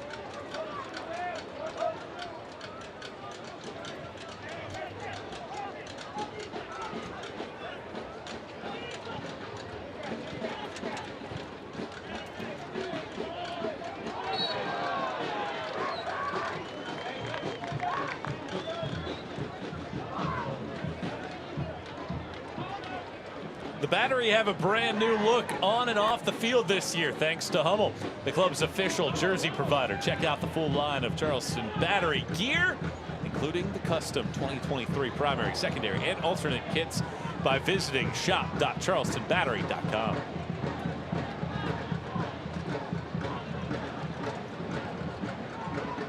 Charleston seemingly en route to a 11th consecutive match with a positive result when leading at halftime. An 8th win, 3 draws as well.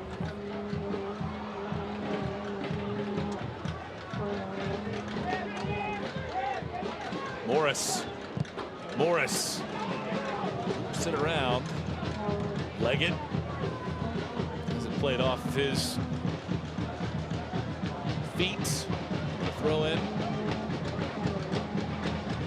Started this year with 3 wins in the first 6. They went through that dry spell of 7 consecutive losses, bounced back with 2 wins, but jeopardy of a 3rd consecutive loss. Not only that, but this will be the 8th time this year they've lost a match by multiple goals. Yeah, and I just think if you look at it in terms of the last 13 matches, yes, they've won 2, but they've lost 11. And that's not a lot of points to get in that period of time, but it's more than that. It's the losses back to back. It knocks any player, you ask them psychologically how they feel if they've lost 11 of 13. It's tough, it's annoying, it's frustrating. Treger. Excellent pass. Marcanic can't hold on to it. It does come back out. Rodriguez. Kaza has it taken away. Ryan doesn't find a lot of space. Morris.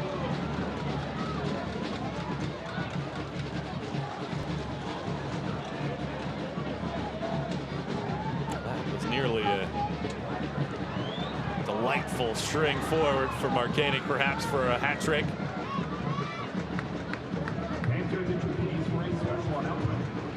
Let's have a round of applause for our number 6, Dante Polvara, whose club has reached an independent agreement, and he will be returning back to Aberdeen. Tonight was his last match for the Charleston Battery. Again, another round of applause for number 6, Dante Polvara. 81st minute. A foul whistle here against Charleston.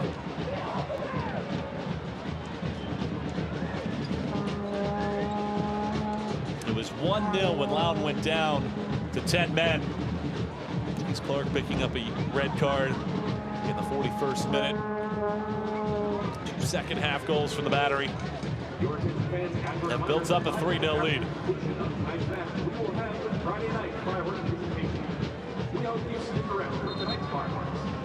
Loudoun have had a couple chances. 2 headers right around the 6-yard box. Neither hit the frame, however. Free kick coming into the box. He actually was unmarked over there, and nobody touched it as it goes down for a goal kick. Yeah, happy days for these watching Charleston Battery fans. Their team top of the table. Happy days compared to last year. because last year really was a battle. Previous years, I think they made the playoff, I stand corrected, but it was something like 10 years in a row up until then. I mean, they had a wonderful run last year, though. It was the first really bad year, and Battery fans must have been shaking their heads. But the good times look like they're back here at Patriots Point.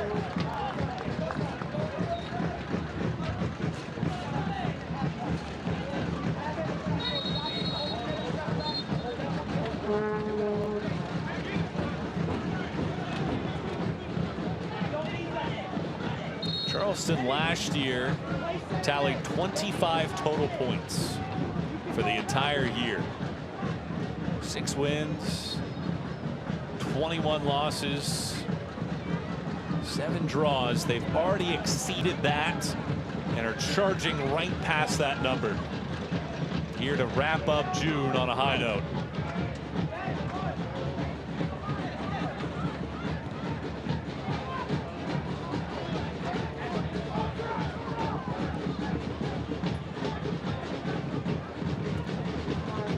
Lead at 3-0. It's been a clinical effort in this one, despite some pressure from Loudoun. Middle of the first half. Here's Marcanic in space. Nobody around him. Flings it in, a deflection. And swept away as Landry moves it out wide for Morris. Loudoun looking for something positive out of the final 8 minutes. Change coming. Isaac Espinal, the 17-year-old, is replacing Zach Ryan in the 11.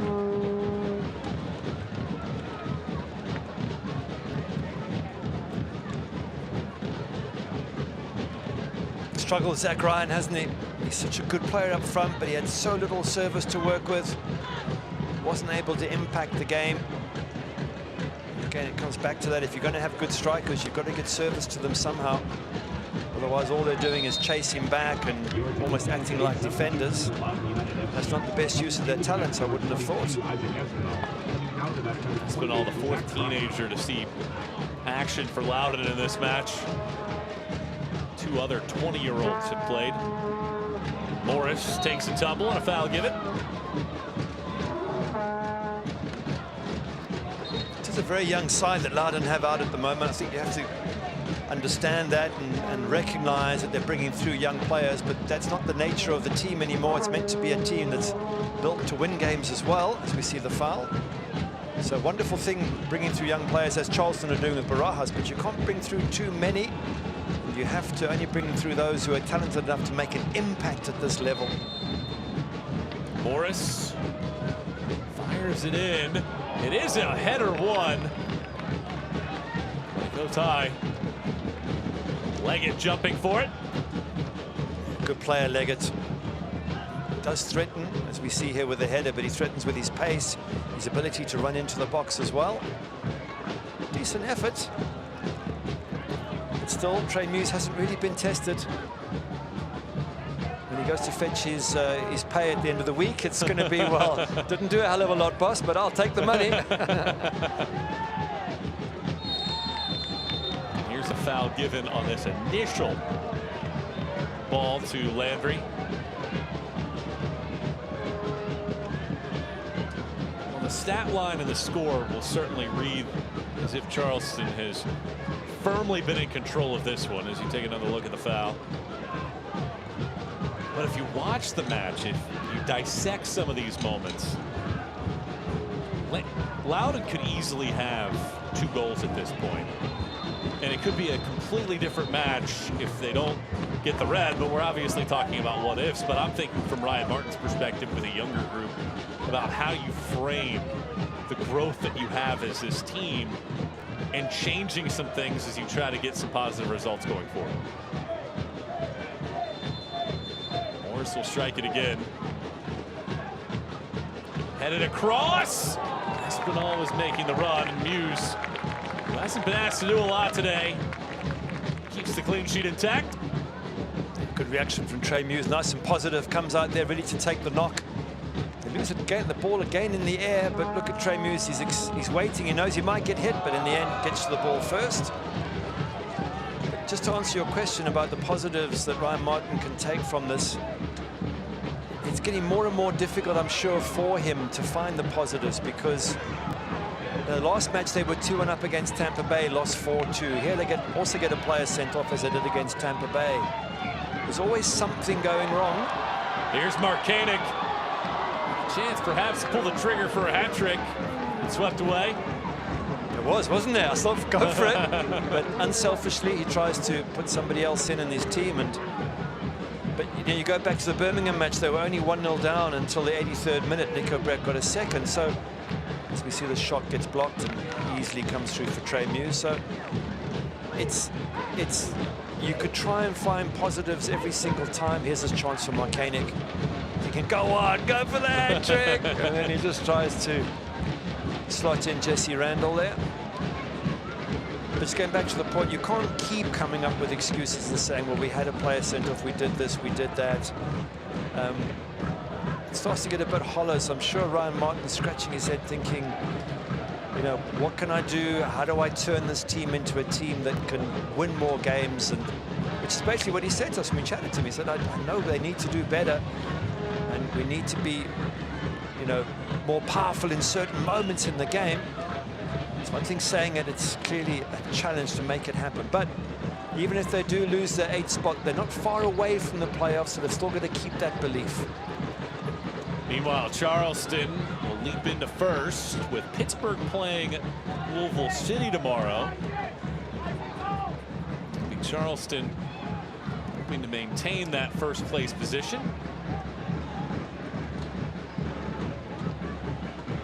They'll be in sole possession for roughly 24 hours. Memphis, they're away at Phoenix Rising. That's not an easy game for Memphis, as well as they're playing. No guarantee that they're going to come away with points there, so maybe Charleston will be top of the table by the end of the season. I mean, end of the season, end of the weekend, I mean. I bet they'd love to be end of the season as well. 90th minute corner kick coming up for the Battery. And they have had plenty of set pieces. This will be the 9th corner. 90th minute of play. The Battery looking for a 4th.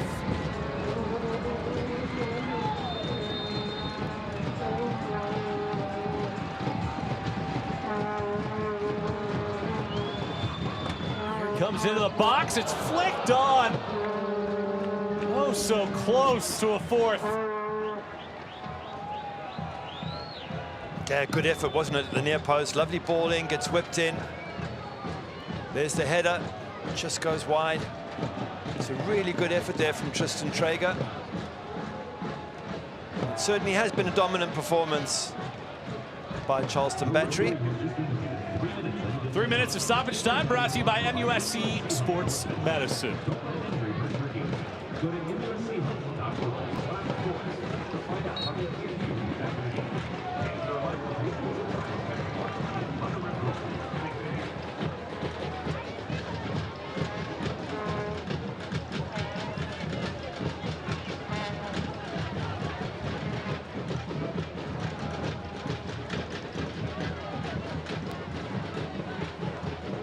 Score holds, it would match the widest spread in a win for the Battery this year. They beat Tampa 3-0 back on March 25th. That was the 3rd match of the season.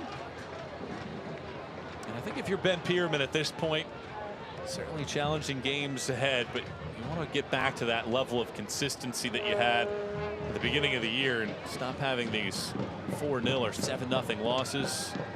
Probing shot easily handled by Muse. But as much as he likes the 3 points, as much as he likes the 3 goals, after conceding 8 in the last 3, a clean sheet will certainly be something that this group will be extremely excited about, perhaps most happy about this evening. Yep, 100%. As mentioned, you've got to be defensively strong if you want to win championships, but bear in mind, Fidel Barajas has been away on international duty. AJ Cochran's been injured. And we've got Emilio Icaza back as well. So he's had a few injuries, Ben Pierman, and as the players come back, they get looking stronger and stronger, Charleston Battery. Out of the final minute or so of this one. Battery have played with a man advantage over the last 50 minutes. Led 1-0 when Jace Clark was sent off with a red card. Two teams coming off of losses. One will get back into the win column. Loudoun will be dealt a third straight loss. Morris in his Loudoun debut ran a long way, but somewhat been the night for Loudoun. Had some moments, some flashes. Charleston have always had the answer and the response. Augie Williams, a first half goal in the 9th minute. Two second half goals by Marcanic. Well, boot comes off, or shin pad rather comes off, the ball comes off the post. It's all happening there, Shingard. By the way, final comment perhaps on referee Alejo Kalumi. Thought he's been excellent. He's called it, he's been immediate with his decisions. He hasn't put up with any back chat or anything. So often we see these matches and players and coaching staff are at the referee, but he really has managed this game well, the referee. And there is your final whistle. Charleston back to the top of the Eastern Conference table. Nick Marcanic a brace, and the Battery win it 3-0 and are unbeaten in their last 7 against Loudoun. Fine performance from Ben Pearman's group here this evening. And tonight's Heineken Man of the match is Nick Marcanic, a second brace in his last 3 matches.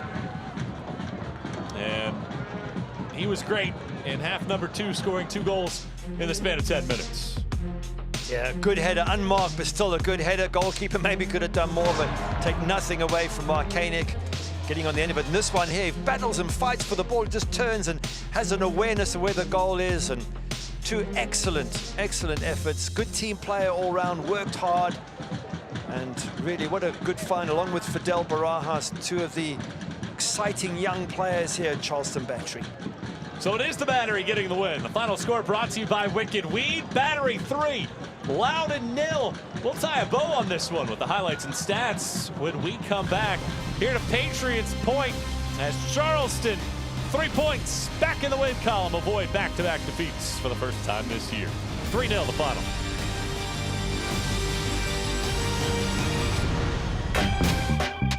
Think big. Something life-changing. I'm talking education. Let's get inventive. Blow things up in a good way. Do it for 20 years? Wake up and education has received billions in funding. Who does all this? If you've ever played one of these or these, that would be you. Yeah, thank you.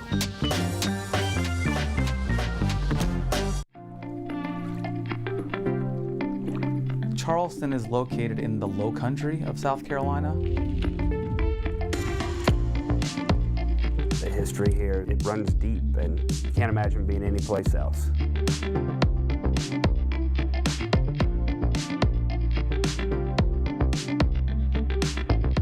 This place is magical.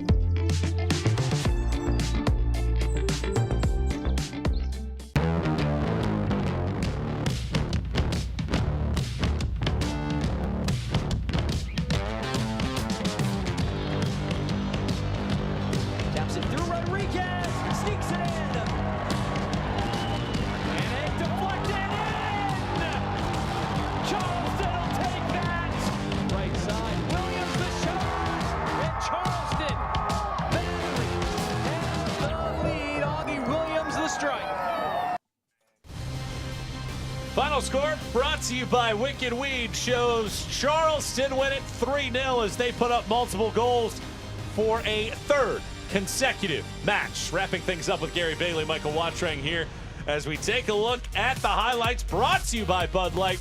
Augie Williams, 32 minutes last week off the bench. He got the start here today, and with this dynamic front scoring punch, Beto Avila able to pick him out of the box, and Augie Williams scores for the 8th time this year. Yeah, easy finish for Augie Williams, all set up by Avila. Marcanic here. He scores one, but don't forget he puts that ball through for Avila as well. Augie Williams in the right place at the right time, and then the red card just before half-time. Ball comes here. Jace Clark's got to win that ball. Avila does so well to take it off. Now, bide your time. You don't have to dive in there, because if you don't get the ball, it's a red card. And he didn't get the ball, and it was a red card. That was the moment that the game changed. Jace Clark set off, and Loudoun down 1-0 at the time. It would stay that way until the 61st minute, and nobody marked Nick Marcanic in the box as he scores for the first of 2 times today. Yeah, good header, nice ball coming in from the corner from Rodriguez, but as you say, who is marking him? You cannot leave a big guy free in the box. Loudoun United goalkeeper maybe gets a hand at it and could do more, and if that wasn't already a warning, Marcanic then pops up again with another one. Rodriguez here looking for options, makes a run in the box, but look how Marcanic takes it, wins the ball here, and then with awareness knows right where the corner is and sticks it in the back of the net. It's his second brace in his last 3 matches. He's trying to keep pace with Augie Williams for the top of the team lead. Dominant performance overall for Charleston. If you're Ben Pierman, you hope that this consistency, this kind of performance, is a sign of things to come. And I think it is. I think they've got more strength now in attack with Beto Avila. They've got Emilio Kaza back from injury, so it looks like they're a tougher, stronger outfit. For Loudoun United, they had a few moments, especially when they went down a couple of goals. They put in a bit of an effort there, but it's not so much that this match was a bad one with the stats. It's that every match, bar 1 or 2, they just haven't been able to get over the finishing line. And that's a big challenge for Ryan Martin and the players. I wish them well. They're not far off the playoffs now. Well, they're still in the playoffs officially, but other teams around them have to play. But even if they drop out of it, they're not far off. They can still do something this season, but they've got to be tougher, stronger, and more difficult to beat. Loudoun is shut out for the 7th time, while Charleston matches the league lead with its 7th shutout of the season. The Battery get their first home win since May 20th. A calm, collected performance at Patriots Point. Fireworks on full display for the Battery. The final tally, 3-0 for my partner Gary Bailey. I'm Michael Watrang and our entire crew. Good night, everybody.